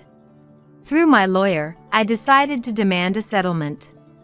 Emily also demanded a settlement for his persistent attempts to lure her into an affair and his harassing remarks. Brandon, who had been after my mom's inheritance, had hardly any savings due to his extravagant spending and is now living in poverty. Apparently, he lives in a small, old apartment and works from morning to night to pay off his debts. Having regained a peaceful life, I am now fulfilled in both my work and private life. Hannah seems so energetic lately. Both her paintings and her expression have become brighter. I guess it's thanks to Emily being by my side and supporting me. I'm getting good ideas now and I can't help but enjoy painting. Even I could tell that my painting skills had improved considerably. One of my customers, an antique art dealer, highly praised my work. Thanks to that, the popularity of my paintings grew, and I was eventually able to hold a solo exhibition. Thanks to the company as well, sales steadily increased, and it has now developed into a world-class automobile manufacturer that attracts global attention. In between my painting work, I also support Emily's work at the company, and together we now protect the company my mom left behind. I'm Kate, a 28-year-old office worker. I live with my husband, David, and we don't have children. I work at a publishing house, specifically in sales, promoting our company's books.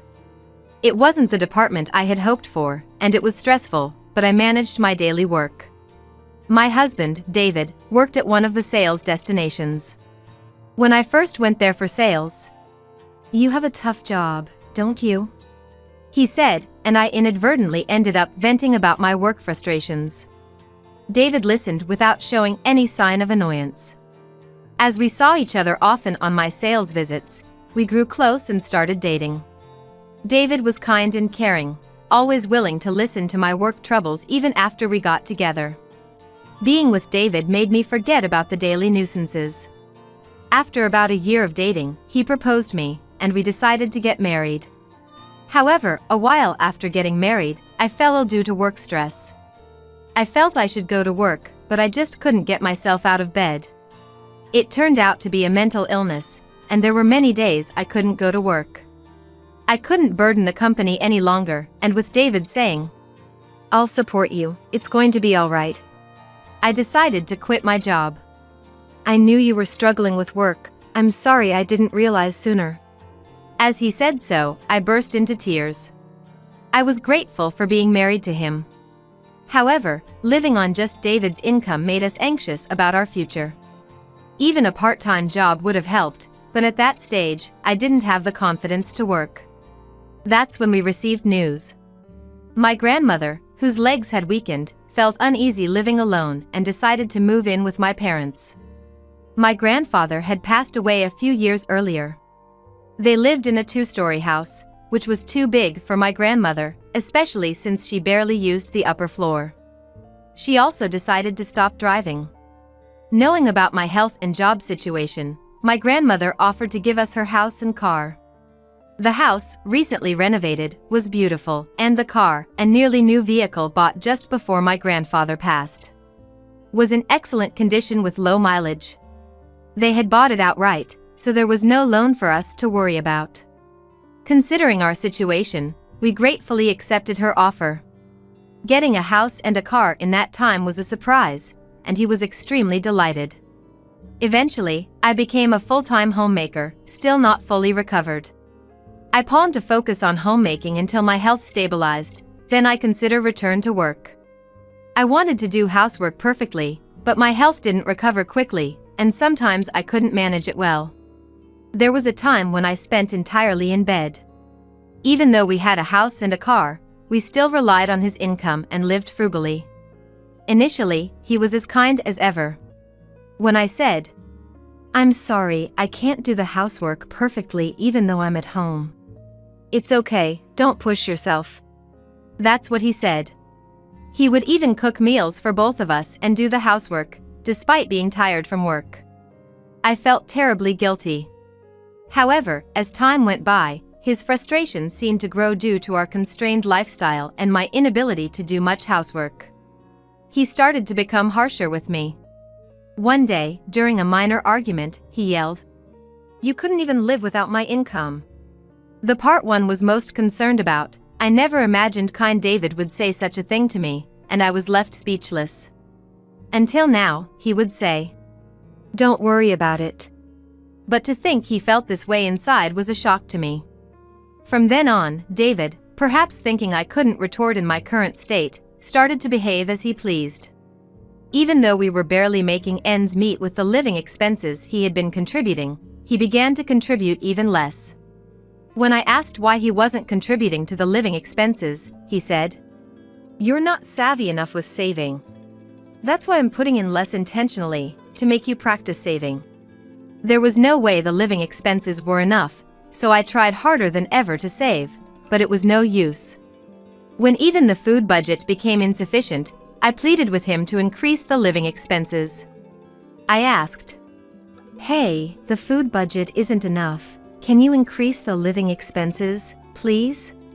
But he replied, "Stop nagging. Like I said before, you're just not clever enough. I'm foregoing things I enjoy just to contribute to the living expenses." I continued to argue, as there were parts one couldn't accept. "But David, you go out drinking with colleagues and on your days off, don't you? I can't go anywhere, and I haven't bought clothes for myself in so long." David was unyielding. A person who doesn't contribute income and uses poor health as an excuse to laze around at home doesn't have the right to buy whatever they want. Be grateful I'm even contributing to the living expenses. If you're so upset, get a job and buy whatever you want. Though, that's probably impossible. He continued in this manner. Following this, whenever I tried to argue or give my opinion, he would reduce the living expenses, and I became more and more unable to talk back to him. Moreover, he started coming home later than before, or not until the morning. One day, when I confronted him about infidelity, he brazenly said, "So what if I am?" And he threatened me. "If you have a problem, we can just get divorced." Indeed, a divorce would leave me struggling to live. I couldn't go back to my parents' house as my grandmother was living there, and they had no room for me. David knew this and used it to his advantage.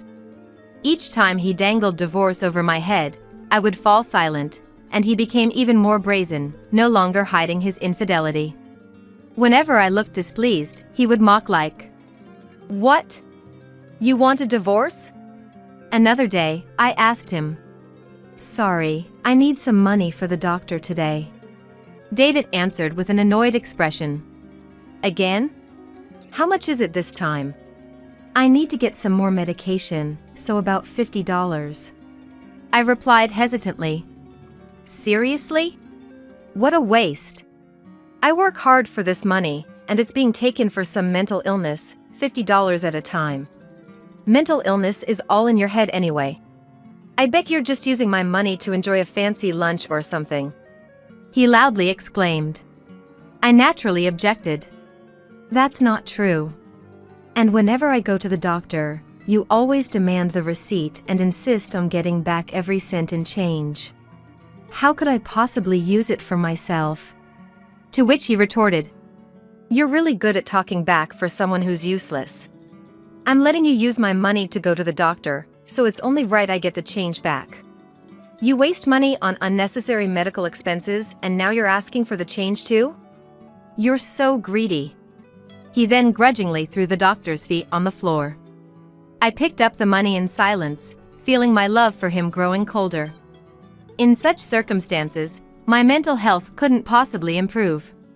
These painful days continued, and the only outlet I had was writing about my struggles on my blog.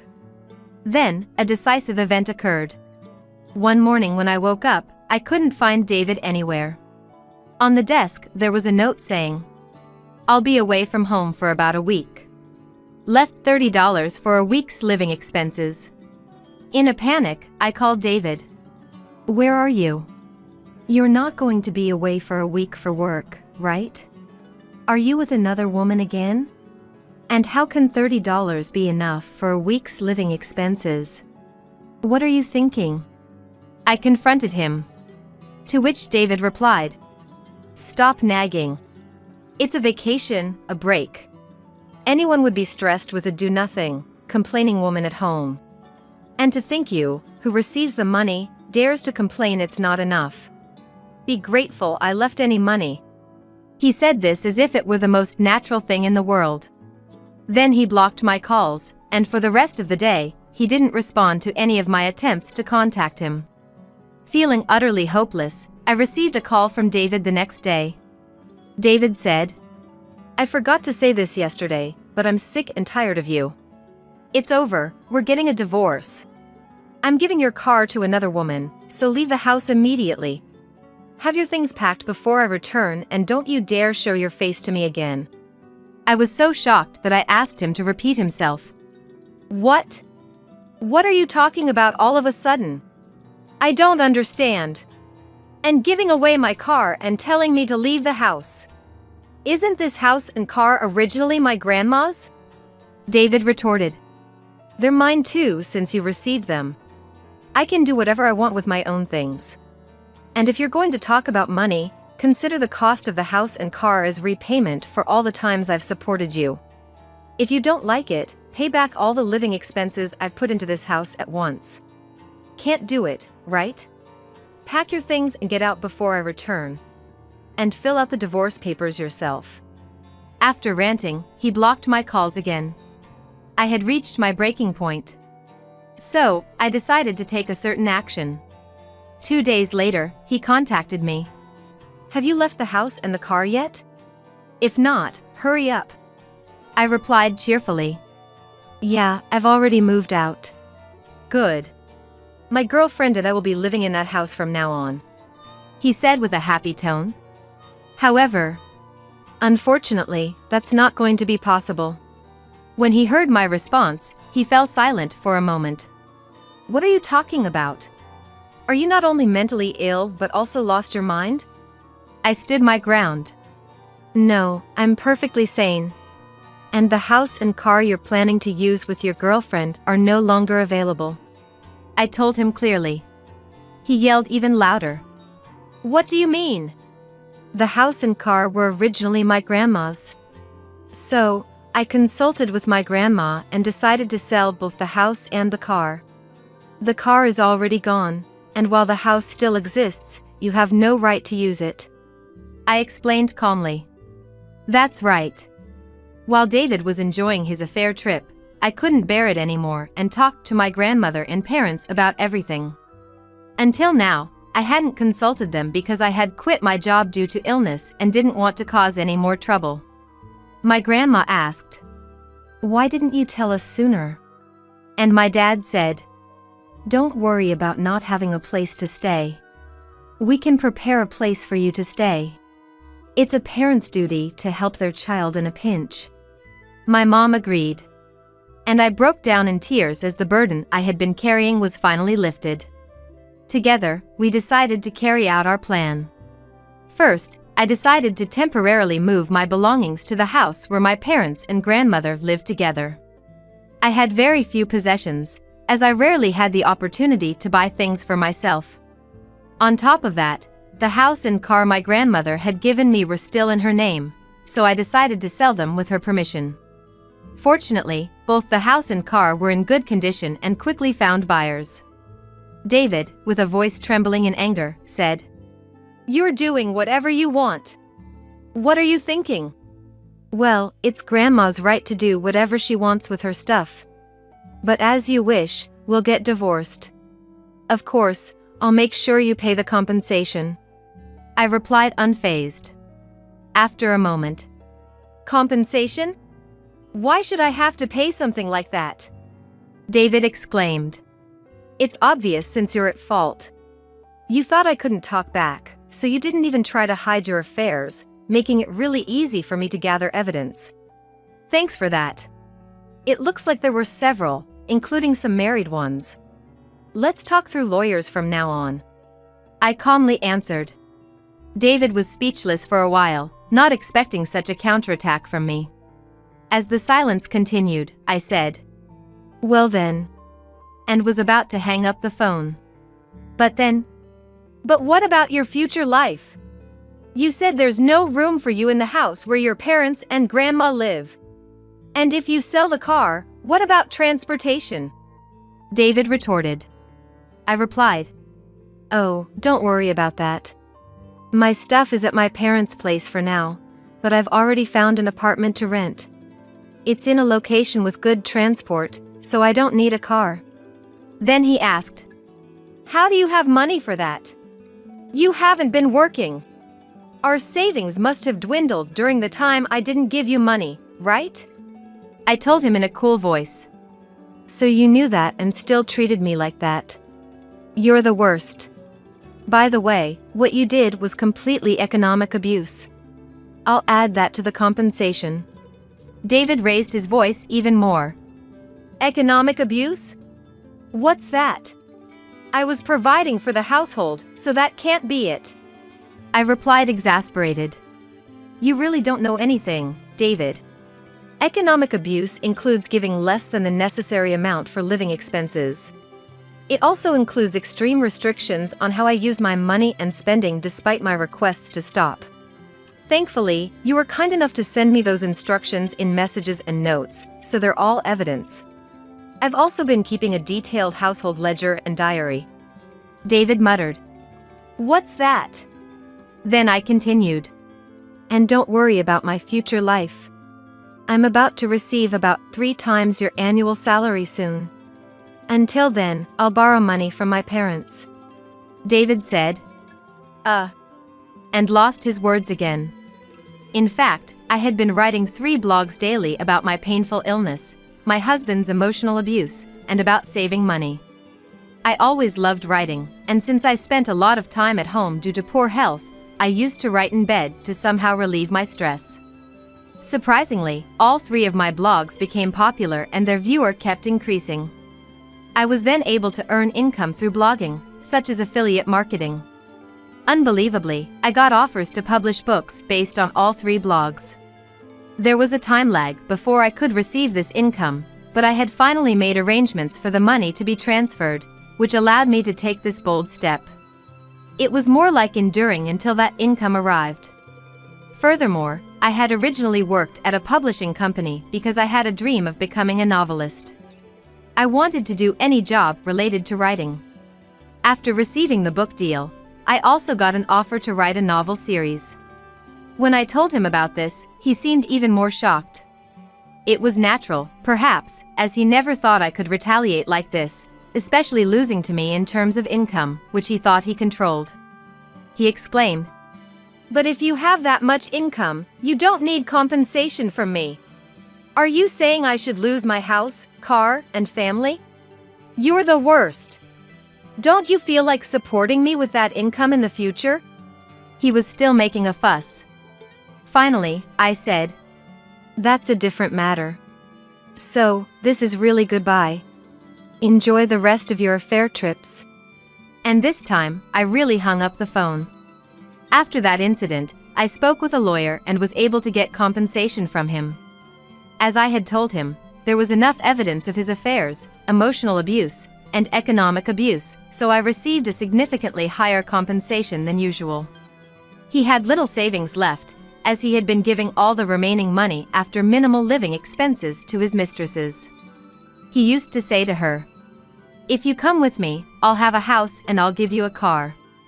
His mistresses easily abandoned him once they realized he no longer had a house or car, which he had promised to them. According to what I heard through the lawyer, David is now leading a very difficult life, without a house or car, and with the additional burden of paying the compensation. He's still trying to negotiate a reduction in the compensation amount, which is just ridiculous. Currently, he's renting a place by borrowing money and can't make ends meet with his current income, so he's also doing part-time jobs along with his regular work. Later, through the lawyer, he said, I want to get back together. Let's marry again. But of course, I declined. Now, I live as a writer, my original dream. Initially, I was financially supported by my parents and grandmother, but I have paid them back. I'm now thinking about building a barrier-free house to live with my parents and grandmother in the future. After covering my son Paul's wedding costs. Why only $10,000 for your son's big day? If you're the parent, you should pay the full amount. Right after that, my husband Donald, who had never yelled before. Shut up, kid. What? Just $10,000? For my wedding party, that's it? My son, whom I've cherished more than my life, started laughing as if mocking us. If you're the parent, pay the full amount. Poor thing. Is this really my son?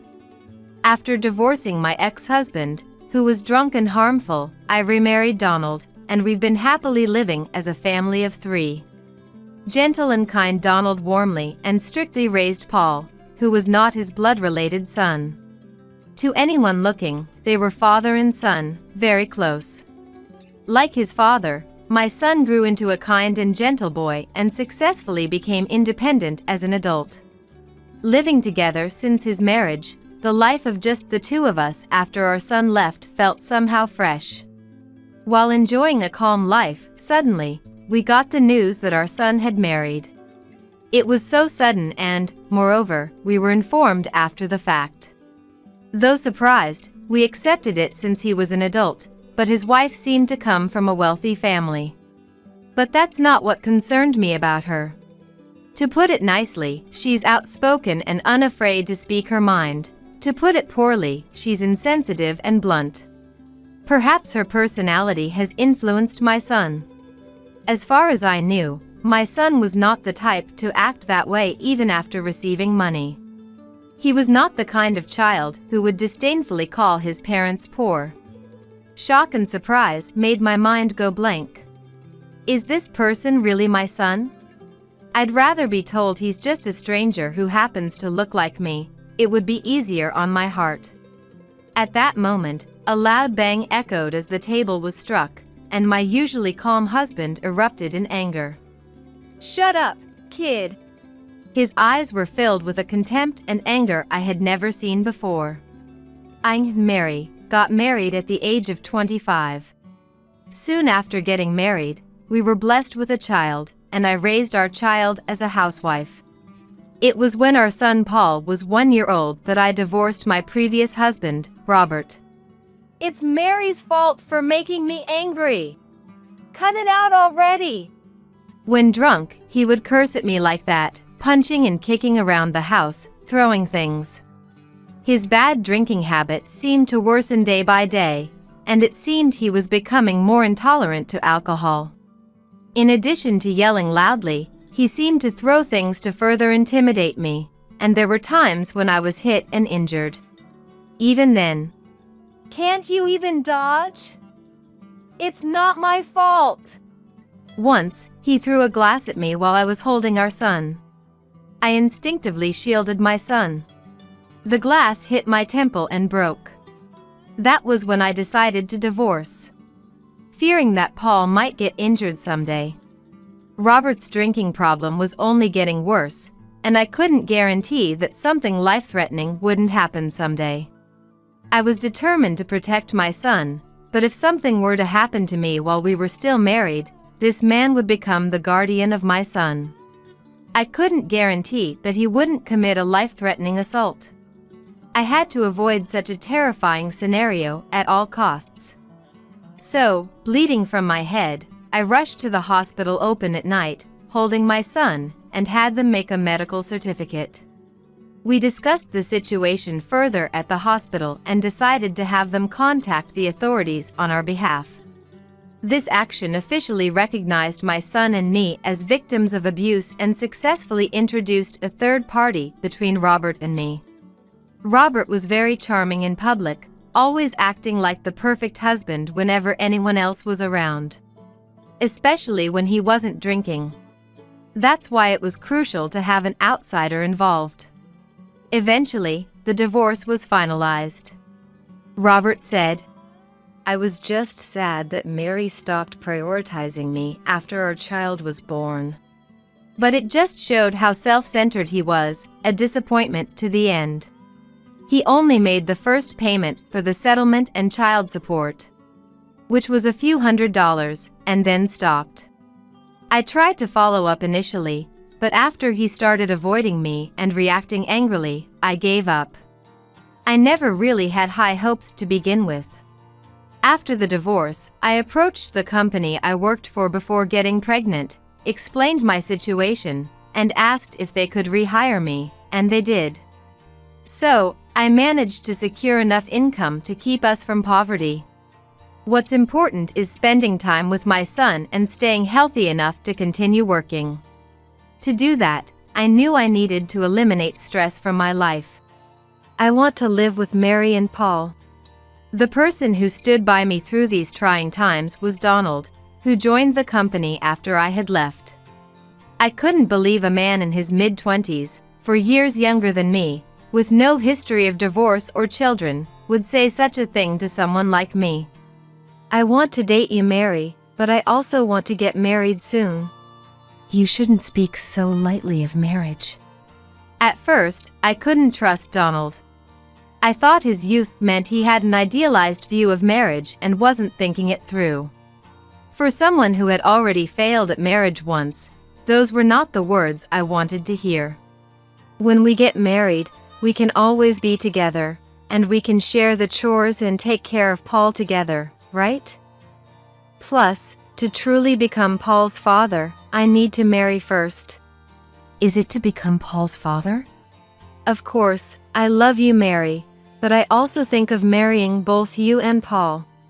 I was at a loss for words. I hadn't thought he felt that way. Was he serious? I want to share the same responsibility for Paul. I think that's what it means to stand by you, Mary. And I hope to be included as well. Seeing him smile, I felt the ice around my heart begin to melt.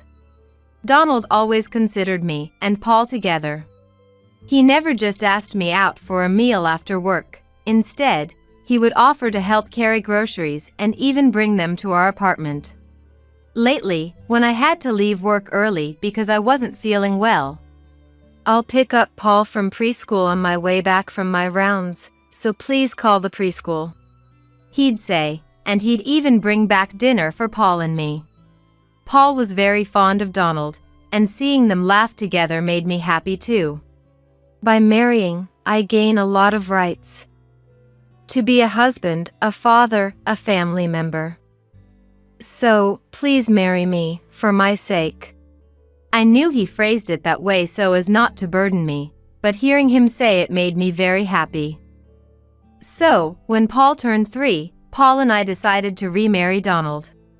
Even though there was no blood relation, Donald and Paul had a close father-son bond. We never told Paul they weren't blood-related. It wasn't that we tried to hide it, there just never seemed to be a need or an opportunity to mention it. Because to us, they were undoubtedly father and son. Because they were unmistakably father and son. Donald gave Paul both kindness and strictness. Our household gained another earner, which brought us a bit of financial leeway, allowing us to build a respectable house, though not a mansion. Paul grew up healthy without major illnesses, went to college, became a working adult, and now he has moved out and is living on his own. Currently, Donald and I live together in this house, working. This is the first time we've lived just the two of us since we met, and it feels a bit odd, but I think spending time together leisurely isn't too bad. It's been a few years since our son Paul started working. One day, out of the blue, we got a message. I got married. I'll come over with my wife this weekend. It was quite the surprising news. We hadn't even heard he was dating anyone, and now he's married.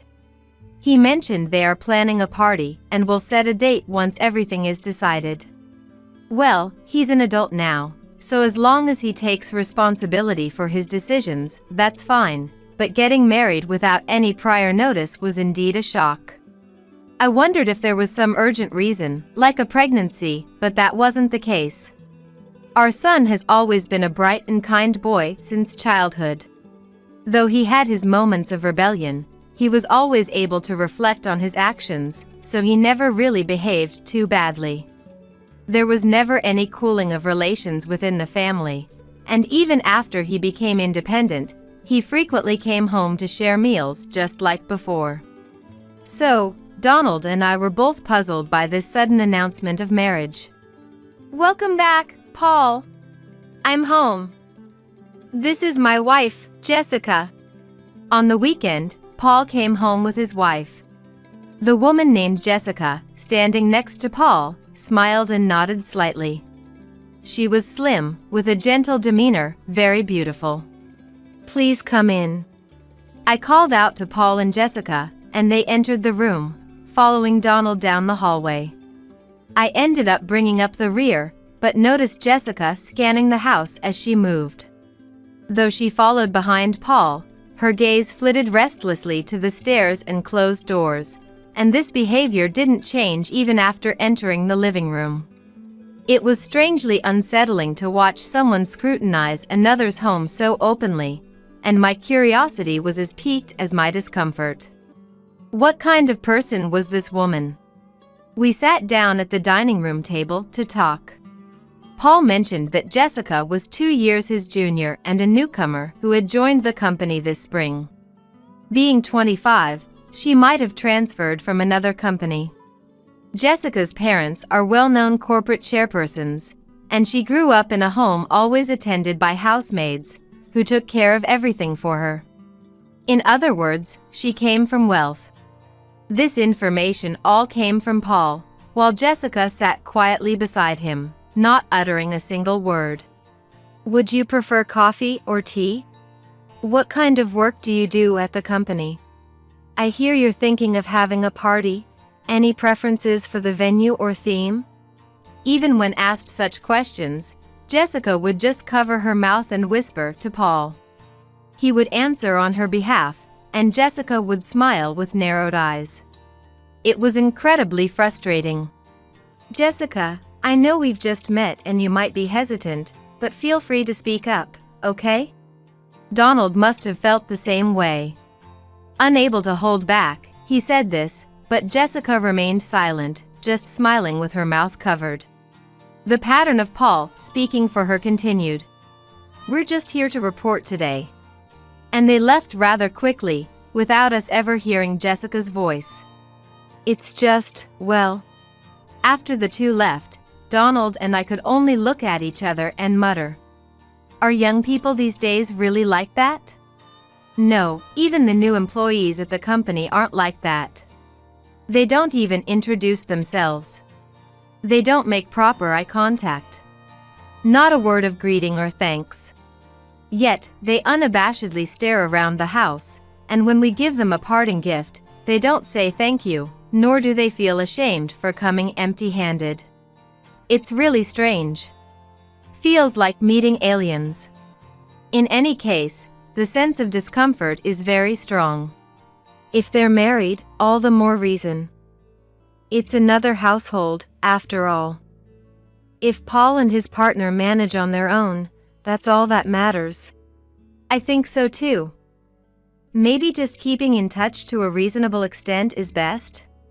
Donald seemed to feel the same way. He says with a wry smile. Neither of us wants to live together, nor do we have a strict view about our son's wife. So, we both thought that meeting up occasionally would be just right for both parties.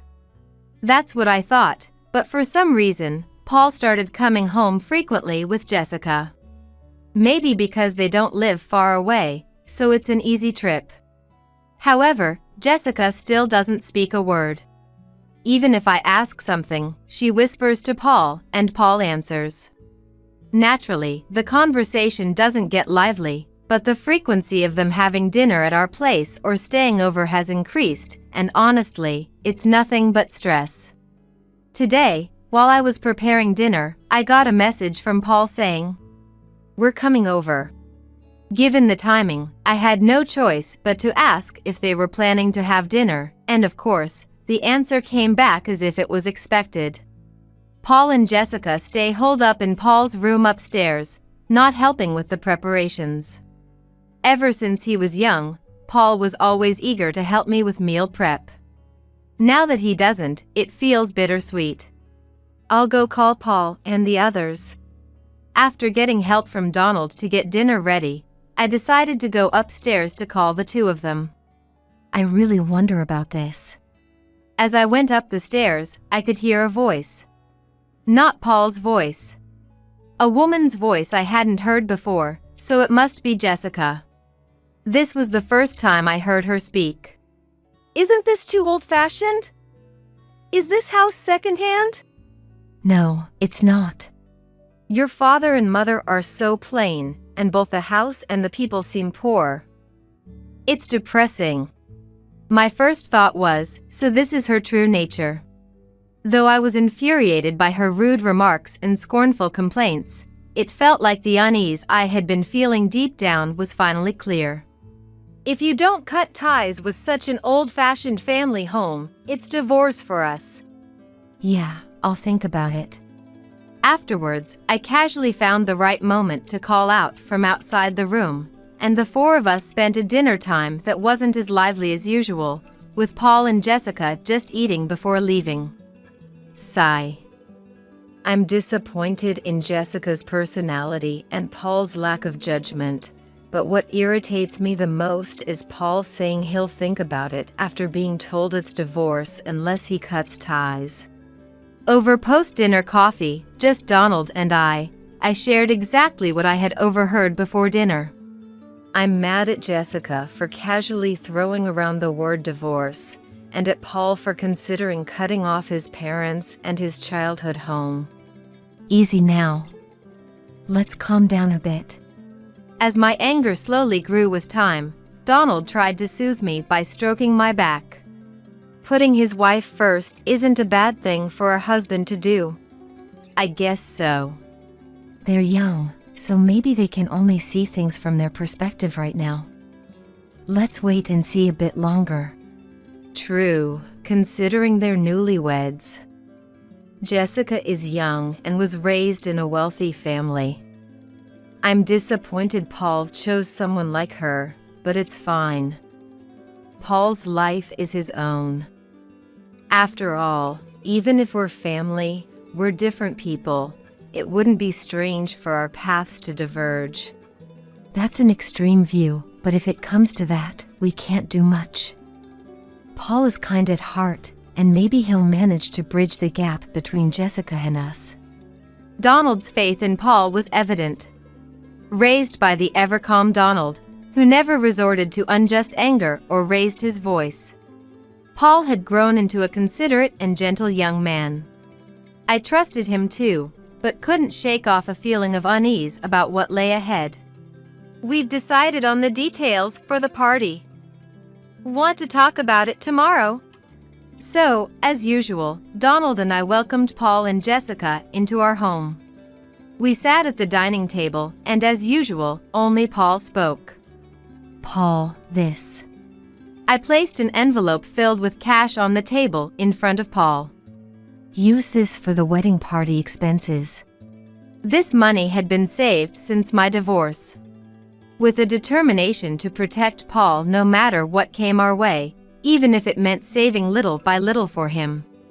Donald knew about this savings account, and since our remarriage, had suggested we contribute a fixed amount monthly. We had already taken out insurance for Paul at the time of our remarriage and were making monthly payments. This savings was partly for my own satisfaction, funded from money I could spare, so there were times I couldn't contribute. Still, we had reached our goal of $10,000. That's why I thought it was the right time to give it to Paul. Paul took the envelope, opened it, and looked inside. For my son's big day, just $10,000? Those were Paul's words. Jessica leaned over to peek inside. If you're the parent, you should pay the full amount, poor thing. Paul sneered mockingly, his mouth twisting unpleasantly, with Jessica making a similar face beside him. My mind went blank. Is this really my son before me? I didn't expect tears of joy, but I hoped it would be helpful for Paul. Shut up, kid. A loud bang on the table and a shout. It was Donald. Both Paul and Jessica were startled, frozen in shock, but so was I. Donald had never raised his voice like this before. Now's a good time to say this. Paul and I have no blood relation. Huh? Paul's surprised voice echoed. It made sense he'd react that way. We had never mentioned it before, and I hadn't expected Donald to reveal it at such a moment. Paul has been with us since he was 2 years old, and when he turned 3, Mary and I remarried, making Paul officially part of the family. Paul was at a loss for words. Mary divorced her ex-husband to protect Paul. I had told Donald everything. The records of dealings with the authorities during the divorce. The medical reports and photos of injuries. Photos of the destroyed home were all shown. Even when Mary was injured by her husband's violence, she protected Paul at all costs. She divorced to avoid any harm coming to Paul. That was when Paul was 1 year old. The ex-husband ran off without paying any compensation or child support. Naturally, there was never any contact from him wanting to see Paul. That was what Mary couldn't forgive the most. She worked hard and saved this money for Paul. Even after marrying me, she continued saving in that bank account from the money she was free to use. Despite there being hardly any leeway, I thought of this bank account as a self-satisfaction, fulfilling my selfish parental pride by doing something for Paul. After marrying Donald, we were financially more comfortable. We didn't have to worry about daily expenses. We could buy necessary school supplies when needed. We were able to get insurance. We could pay the tuition fees without delay. All thanks to Donald. But since Paul is my child, I wanted to do something for him. I may not be blood related to Paul, but I love him as my son. I truly believe that. I think Donald and Paul are like real father and son. But in a different dimension, Mary loves Paul. It's incomparable to me. I think it's meaningless even to compare. It's embarrassing to have it put into words again, but I think it's true. Paul is more precious to me than my own life. I've felt that way since he was conceived. Then what did you say just now? Say it again. I'm sorry. When Donald raised his voice to question, Paul apologized just as loudly. Really, I'm sorry. That's right, I vaguely remember. The old apartment we used to live in when I was little, and moving out from there. Do you remember? You only lived there until you were 3. It was when Donald and I moved to a spacious condominium when we got married. Sorry, thank you. Mom and Dad, thank you. Paul, looking us straight in the eye, had the same kind face of the gentle son he's always been. Really, I'm sorry. I'll think it over again. We'll plan a ceremony that we can actually afford, just the 2 of us. What? Wait a minute. The one who cut in was Jessica. It was the first time she spoke up in front of us. I'm not changing the plan, okay? I actually want to add more options. There are so many more things I want to do. Jessica, shouting at Paul, was nothing like the demure image she had presented. Selfish, hysterical, and self-centered. We live this modestly, so you must have saved more money, right? It's your son's wedding, so pay up. Jessica then directed her hostility towards me as well. I wasn't surprised by Jessica's words, but what an outrageous woman she was. I sighed before deciding to speak up. Paul just said it, didn't he? We should consider within the budget of both your savings and what I can contribute. Are you kidding? If it's going to be such a poor-looking party, better not have it at all. Then maybe it's best not to have it? No, if there's no party, then there's no point in getting married. It was utterly illogical. Where should I even start to make them listen? How much is the party costing now? $80,000. $80,000? How much can you two contribute? Suddenly, Jessica fell silent. She shifted her gaze to Paul. I can only manage $10,000.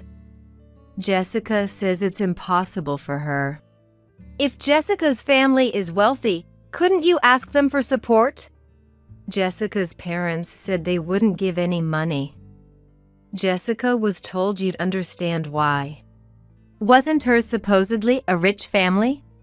Yet, why wouldn't they pay for their daughter's party? Donald and I exchanged puzzled looks. When we all stared at Jessica, waiting for her to explain, she made a face as if she'd tasted something bitter. Jessica. It's impossible. But why? I overspent a bit. On what? Dad's credit card. Jessica gradually answered Paul's questions. It turned out Jessica was given a credit card by her father as pocket money, which she used for shopping. However, her spending spiraled out of control, maxing out the credit card limit, and her parents were furious. Realizing they had spoiled her too much, they decided not to give her any more money, no matter the situation, to make her experience earning her own money. She was placed in the same company as Paul through a family connection. Yet, it seems Jessica hadn't saved anything at all. Living at home, she shouldn't have had living expenses, but the habit of spending money as if it were infinite was hard to break.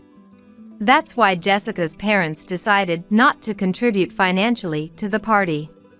They probably believe it won't be until Jessica adopts a normal sense of money that this stance will change, but for now, it's deemed impossible.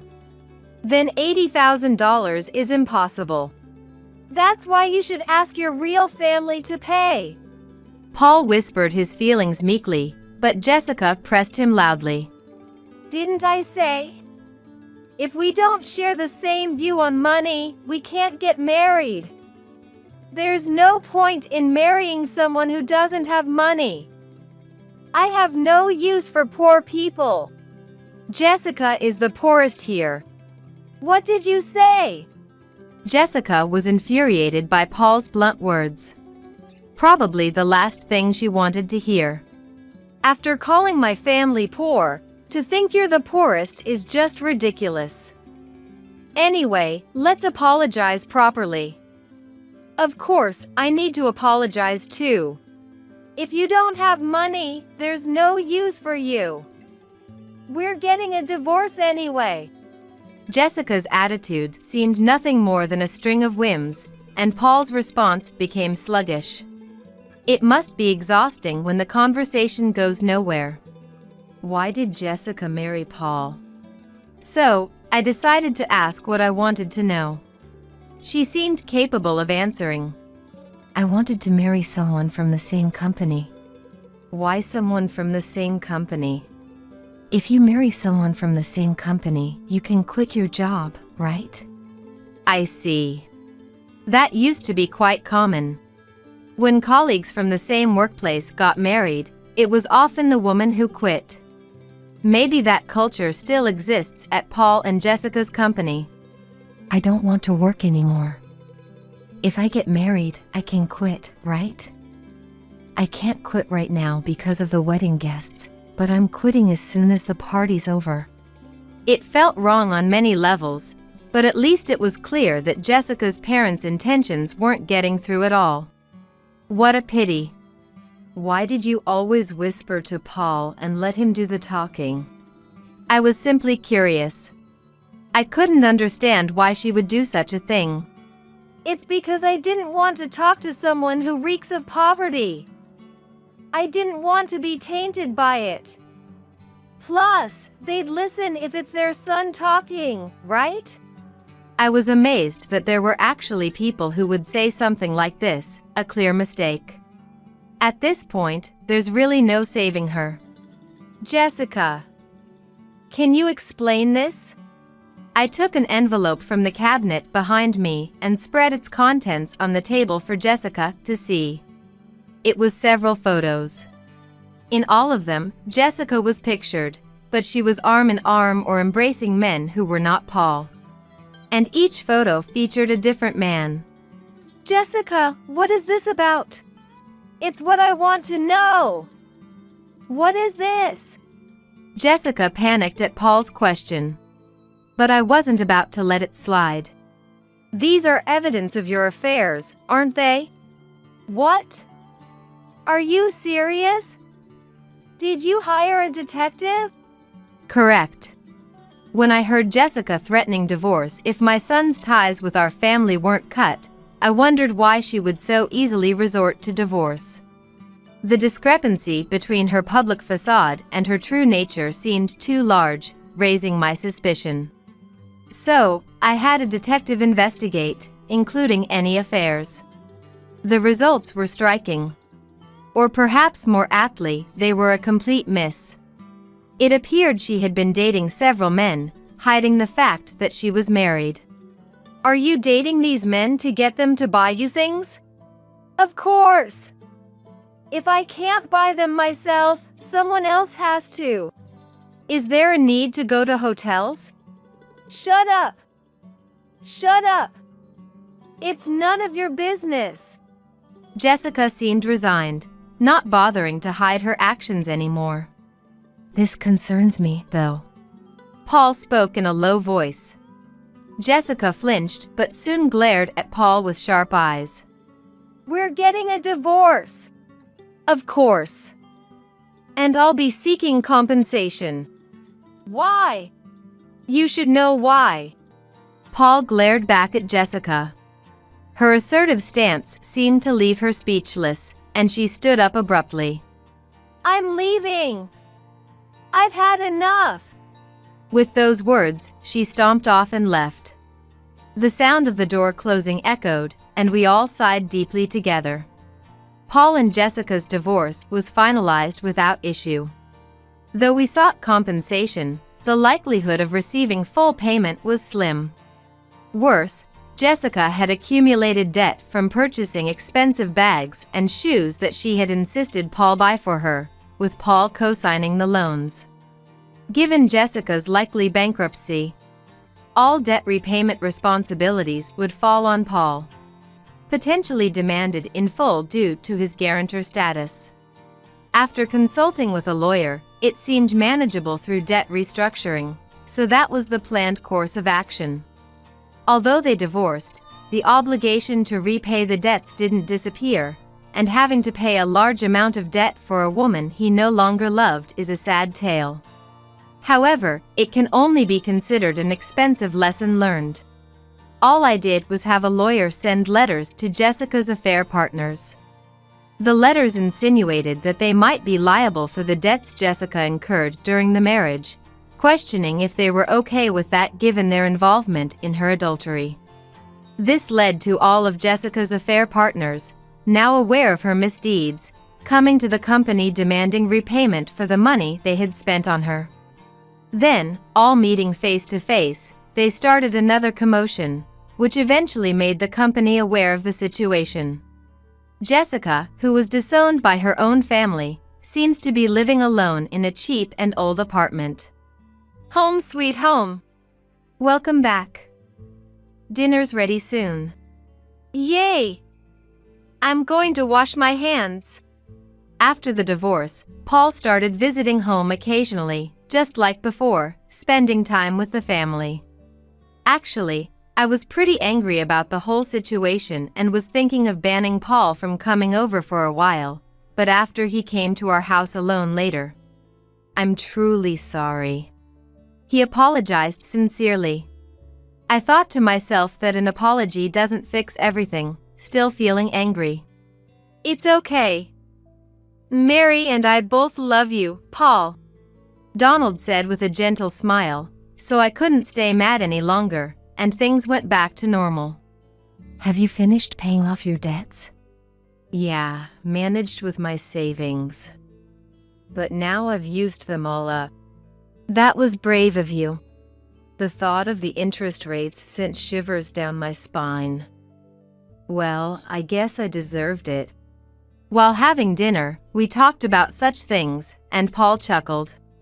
Despite the tough times, seeing him accept and overcome his mistakes, able to talk about it like this, made me think my son has grown as a person. Mom, can I have some more? Of course. Living with just Donald and occasionally having Paul come back home, I felt happy that the three of us could spend time together just like before. Thanks for taking care of my daughter this past month. I'll come pick her up tomorrow. What are you talking about? Sherry, my sister-in-law, who had been traveling for a month, seemed still to be at the airport, as I could hear the sound of boarding announcements through the phone. In contrast to my calm response, she began to panic. Wait, what? No, what are you talking about? She's there, right? I left Daisy in your condo's garage. Daisy is her daughter, my niece. I haven't seen her. What are you talking about? Don't play dumb. I sent you a text, so you know. I haven't received any text. You're lying. I know you're lying. Don't play with me. Sherry screamed over the phone, panicking. What are you going to do about it? I left Daisy with you. You're responsible if anything happens. After hanging up once, Sherry tried calling Daisy's child safety phone, but not being able to reach her, she continued to panic. She called me back, even more frantic, so I suggested she might want to go home first. You're right. That's a good idea. Upon her return home, she found her husband Leon, Daisy, and me, the three of us together. Sherry seemed to want to ask why the three of us were together. Sherry, I've just been hearing all about it from these two. What?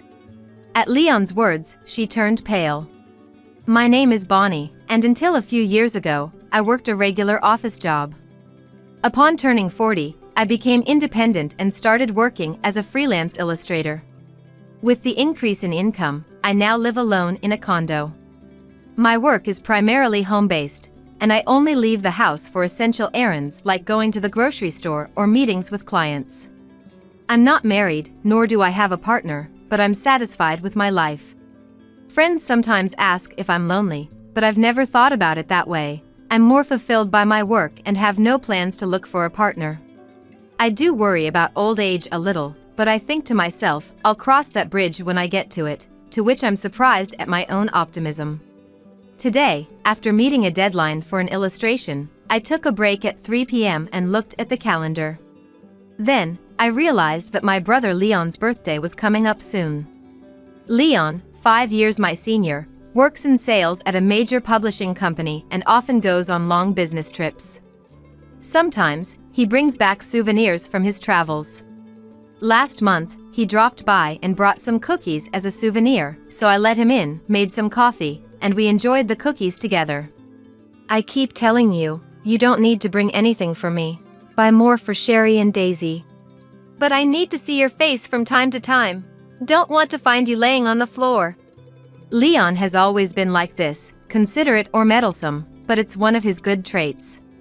Sherry and Daisy are his wife and daughter, therefore my sister-in-law and niece. I haven't told Leon, but I find Sherry a bit difficult to get along with. She's very bright and always dresses fashionably, with her nails done and in the latest trends, giving off a very glamorous impression. It's not that I mind that, but she often looks down on me for being single. At a family gathering at Christmas, she laughed upon learning I had neither a partner nor a love interest. Hey, are you the type who thinks you can afford to wait because you're always young and beautiful? Don't you know about the marriage boat? I think marriage and romance vary by individual. It's not necessary to have a partner. She laughed again at my response. I couldn't tell if it was the alcohol or what, but she kept teasing me about the same thing, and it became tiring to deal with. When choosing a condo to live alone, being away from Leon's family was definitely a criterion. That's how much I was fed up with her. However, I got along well with my niece Daisy. She turned 10 this year and seems to go to school carrying a cute light blue backpack. I haven't seen her in it, but she told me about it when she came to visit. Bonnie, you're so good at drawing. Daisy, who had been watching me work on illustrations, was impressed and stared at the drawing on the computer screen. Wow, I wish I could draw too. Oh, want to try? Really? Yeah, there's still plenty of time before the deadline, so you can have a go. Daisy sat in front of the computer and excitedly started moving the pen. What she drew on the screen was her light blue backpack. She mentioned it was heavy because she also carries a tablet in it. Considering it's even heavier with a water bottle in the summer, I was really impressed by how strong she was despite her small size. According to Daisy, Sherry spends her days as a housewife, and when Leon is away on business trips, she does whatever she pleases. For dinner or lunch on days when school is out, they eat frozen meals or pizza delivery. I'm the one who always does the laundry, and Mom only does it once in a while. Really? Yeah, and she gets really mad when my shoes are muddy after PE. Why? What does Mom do at home? She's always on her phone or watching TV. Daisy tries not to upset her mom by staying in her room or going out to the park or the library. Hearing this makes me wonder about parenting, but it's tricky to know if it's my place to say anything. There was another time when the family gathered, and I saw Sherry scolding at quiet Daisy harshly. I think Daisy had spilled some tea, but I thought it wasn't something to get so mad about. It could easily be wiped up with paper towels. Mom is scary. She gets mad at everything I say, so I just keep quiet. Daisy's offhand remark about her mom as she was leaving, after drawing her light blue backpack, stuck with me like a splinter. I remembered that day was a sunny weekend, and Sherry had left Daisy with me because she was going on a day trip with her mom friends. I never imagined receiving a similar text on my mobile phone just a few days later. The autumn leaves in the nearby park had deepened, and it was getting to the point where you missed the warmth of the sun. That kind of coldness had arrived. When I returned to my condo after running a small errand, I saw the silhouette of a girl standing alone by the parking lot. She was wearing a light blue backpack, and I was surprised to recognize her face. Daisy? When I called out to her, her anxious eyes looked up at me. It was indeed Daisy. What are you doing here all alone? And what's with the luggage? Next to her was a small carry-on case, making it look as though she had run away from home. Mom said to go to your house. Seeing my confusion, Daisy gestured towards my bag, saying, on the mobile phone. Perhaps there was a text on my mobile phone. I hurriedly took out my phone from my bag, and indeed, there was a text from Sherry, albeit recently. Bonnie, sorry for the sudden request. I'm going on a trip with a friend for a month starting today. Please take care of my daughter. After reading it, an inarticulate exclamation escaped my lips, but I quickly closed my mouth. Of course, it was out of confusion, but considering Daisy was probably just as bewildered, we decided to go inside. Once inside, Daisy's cheeks were as red as apples, and her hands were very cold. I made her some hot cocoa to warm up a bit and offered her some snacks while listening to her story. Up until a short while ago, Daisy had been drawing in her notebook in her room. Sherry entered Daisy's room without knocking, handed her a carry-on case, and said, Daisy, get ready, we're going to Bonnie's house. Mom won't be home for a month, so bring your backpack, okay? Understood? Okay. Thus, Daisy quickly packed her notebook, pencil case, textbooks, and tablet into her backpack. During this time, Sherry was on the phone, seeming quite restless. Really? That's great. Don't tell me, are you drinking already? It's too early. Sherry's voice was high-pitched and filled the house. Hearing her mother's unusual laughter from downstairs, Daisy covered her ears. After the phone call ended, Sherry's voice returned to normal, and then Daisy was left at that place with her luggage. When Daisy got out of the car, Sherry explained to her. Be good, I'm leaving you with Bonnie for a month. She was told to wait here and had been waiting under the cold sky. Despite the sunlight, it was quite a cold season. Thinking about what would have happened if Daisy had caught a cold made me feel a rising anger at the situation. But does Leon, Dad know about this? I don't think so. Mom doesn't seem to contact Dad much. She told me so as she munched on chocolate cookies.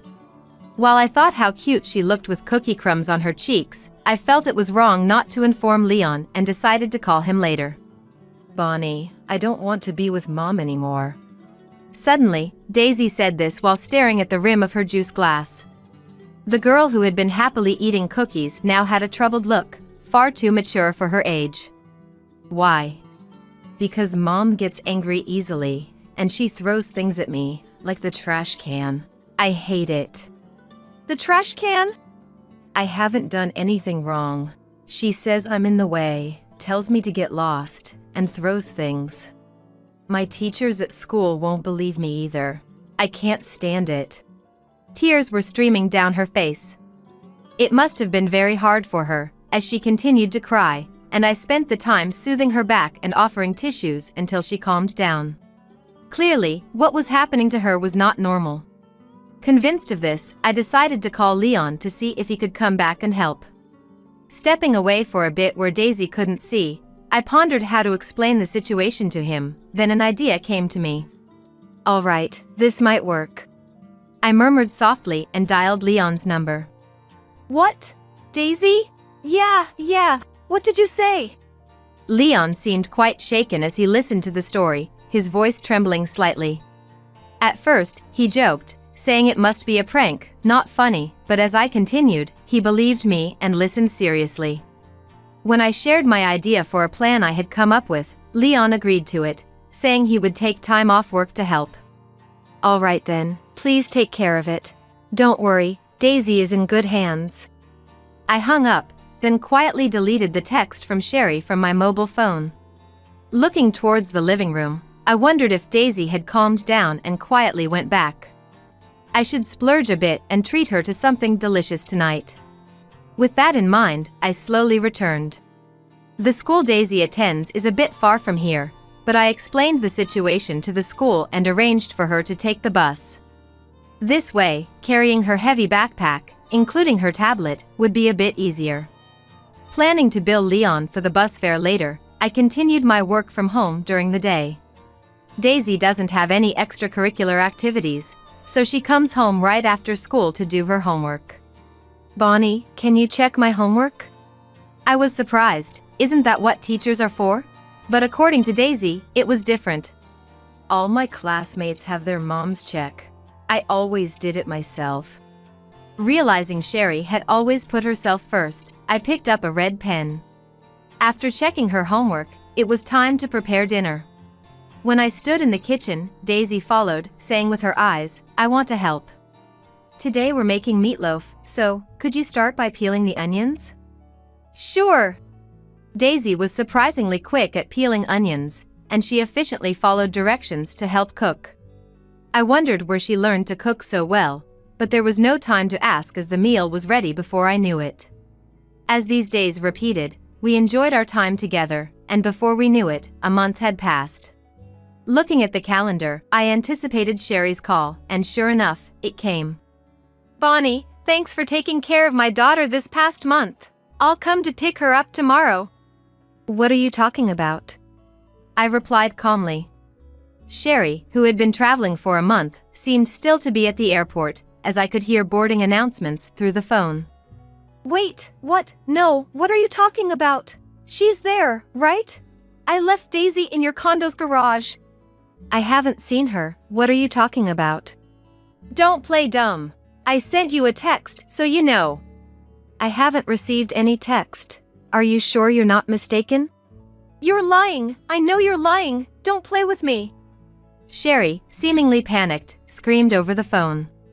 What are you going to do about it? I left Daisy with you. You're responsible if anything happens. I'll call Daisy to see what's up. With a sharp tone, she angrily hung up the phone. After a while, another call came in, and Sherry was yelling again. Sherry tried calling Daisy's child safety phone, but not being able to reach her, she continued to panic. Sherry, why don't you go home and calm down first? That's true. You're right. I'll go home now.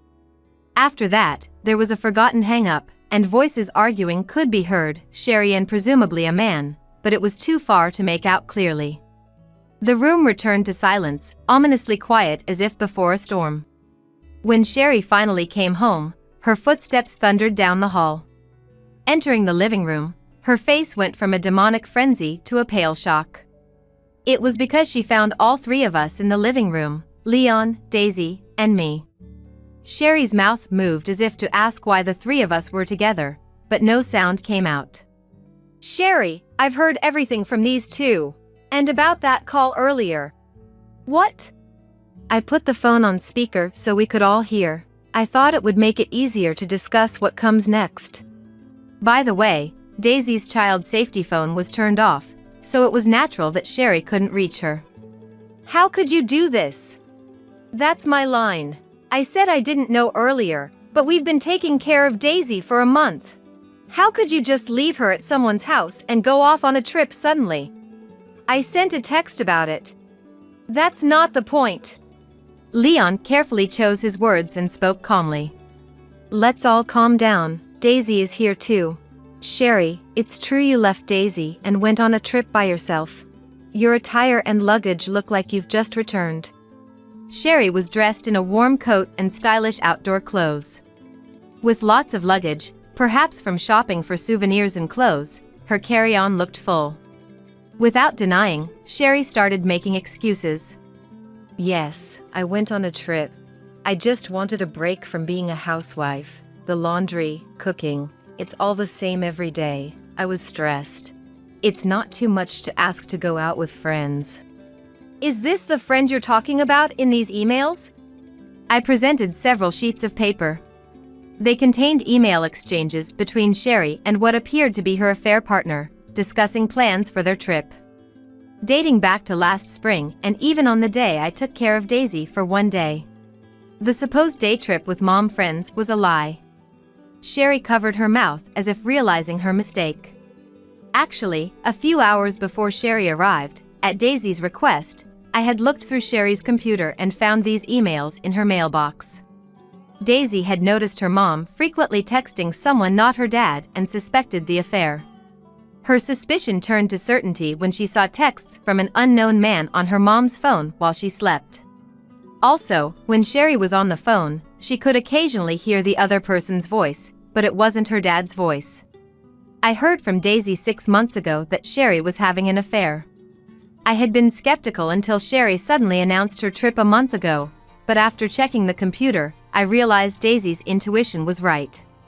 You could see Leon was visibly shaken. What have you done? I trusted you, and you leave Daisy with Bonnie to go on a trip for an affair? Leon confronted Sherry with a trembling fist. It's a misunderstanding. I was forced to go on that trip by him. Forced? You left your family for a month for that? Come up with a better excuse. I was threatened. Believe me, Daisy, you believe me, right? Daisy, suddenly addressed, responded calmly and plainly. Mom, you were so happy on the phone before you left. And you made me do all the cooking and cleaning while you just slept and lazed around. Daisy glared with her lips pursed. And you tell me not to stay up late, but you'd go out at night and come back in the morning to sleep on the floor. Everything you said was inconsistent. Hearing this, Leon pressed further. Going out at night? You were partying? It's not like that. Daisy, stop talking. I quickly showed Leon the photo on my mobile phone. It was a photo captured of Sherry, who was dressed up and heading out late at night. Several months ago, I got a call from Daisy, and since I happened to be nearby, I took this photo, but I was surprised too. Where were you trying to go at that late an hour, Sherry? Oh! She was confronted with the photo, and perhaps realizing she could no longer make excuses, slumped down right there. I can't believe it. I can no longer entrust Daisy to you. Let's get divorced. I'll demand alimony. From now on, you're free to be with that other man. Leon said so with his shoulders drooping and then turned his back on Sherry. What? A divorce? You're kidding, right? Why? Don't you feel sorry for Daisy not having her mom around? What about you, Daisy? Come on, help mom out. No, absolutely not. Bonnie feels more like a mom. I felt very embarrassed as an adult to see Sherry cry to her own child, but Daisy brushed her mom off. While I was taking care of Daisy, I made time for her as much as possible, discussing school, hobbies, future dreams, and various other topics. Of course, cooking together was one of those things. Sherry, don't worry. I'll make sure Daisy is happy, I said with a smile, and Sherry hung her head dejectedly, saying nothing more. 6 months later, her divorce from Leon was finalized, and custody went to Leon. Sherry, dragged by her parents, went back to her hometown. The man she had an affair with, whom she met on the internet, disappeared as soon as he found out about the divorce, and communication was cut off. By the time she realized she was just played, it was too late, leaving her with a hefty alimony and child support bill. Her savings were far from enough, and she managed to make the payments by having her parents bear more than half the burden. However, that led to stricter surveillance from her parents, and she could no longer go out late at night. Moreover, the rumor that she got divorced and came back home without her daughter spread throughout the neighborhood, and she was met with cold stares when walking outside during the day, so she rarely left the house. Still, she couldn't remain unemployed forever, so she would have to re-enter society at some point, but what happened after that is unknown to me, Leon, nor Daisy. Leon and Daisy have moved out of their original home to rent it to someone else and are now living on a different floor of the condominium where I live. They plan to use the rental income for loan repayments and savings for Daisy. I've started visiting them almost every day. Leon, who was often away on business trips and couldn't be near Daisy, regretted not being able to pay more attention to his family and focusing too much on work, decided to change jobs. Changing jobs in his 40s was supposed to be a challenge, but his sales performance was excellent, and his communication skills were high, so it was not surprising that he could have held a position of some responsibility. Therefore, his job search did not drag on too long, and 6 months, he received job offers from 2 or 3 companies and starting work at one of them. I was surprised that Leon had such abilities, but what surprised me more was that he preferred outside sales at his previous company and gently declined promotion offers. It wouldn't be interesting to stay on the same company floor all the time. For that reason? But the new job is fully remote, right? Yes, but talking with various people is interesting in its own way. Most importantly, being with Daisy is the best. Daisy is still going to school with her light blue backpack. Moving changed her school district, requiring Daisy to transfer schools. Though it must have been sad to say goodbye to her friends and teachers, Daisy seemed surprisingly calm, even enjoying her new school life. "Daisy, have you gotten used to your new school?" I asked while making dinner together, and Daisy smiled. "Yeah, I made a friend in the class next door." "Already? That was fast." Daisy nodded shyly. "Yeah, next time, I'm going to make meatloaf at their house." "That sounds fun." "Yup." Seeing her smile like a blooming flower made me smile too. Her dream is to open a restaurant. Thinking it's solid for a 10-year-old to have such a dream, Daisy shared her reason. "That friend, like me, doesn't have a mom who cooks, so she cooks herself. She said she wants to cook for people who don't have someone to cook for them, like us." "Is that so?" "I hope I can be like that too. So, I'm practicing making meatloaf." Her innocent laughter made me feel a complex emotion for a moment, but I quickly smiled back. "That's great, Daisy. Your meatloaf is delicious. I want many people to taste it." "Thanks." Seeing Daisy looking forward with such earnestness made her seem incredibly strong and shining. Her dream will not end in fantasy or delusion. I'm looking forward to the day when Daisy grows up and opens her restaurant. "When I told my mother-in-law I was going back to my hometown to have my baby," she replied. "Go ahead. I don't want to see you." I felt relieved because I had been waiting for her to say that. I thought to myself, finally, I won't have to deal with her anymore. My name is Emily, and I'm almost 28 years old. My mom passed away when I was very young, so my grandmother took care of me while my dad ran his clothing business. My dad was strict, and I always did what he said. I never dated anyone because of his rules, but I had accepted that as my fate. After college, I briefly worked for my dad, but he said it was too hard to work together, so I had to quit. He didn't want me to work elsewhere either. But seeing my friends get jobs and start families made me want to work too. One night, I asked my dad if I could get a job. He simply said no, without explaining why. I tried to reason with him, saying I needed to gain experience in society.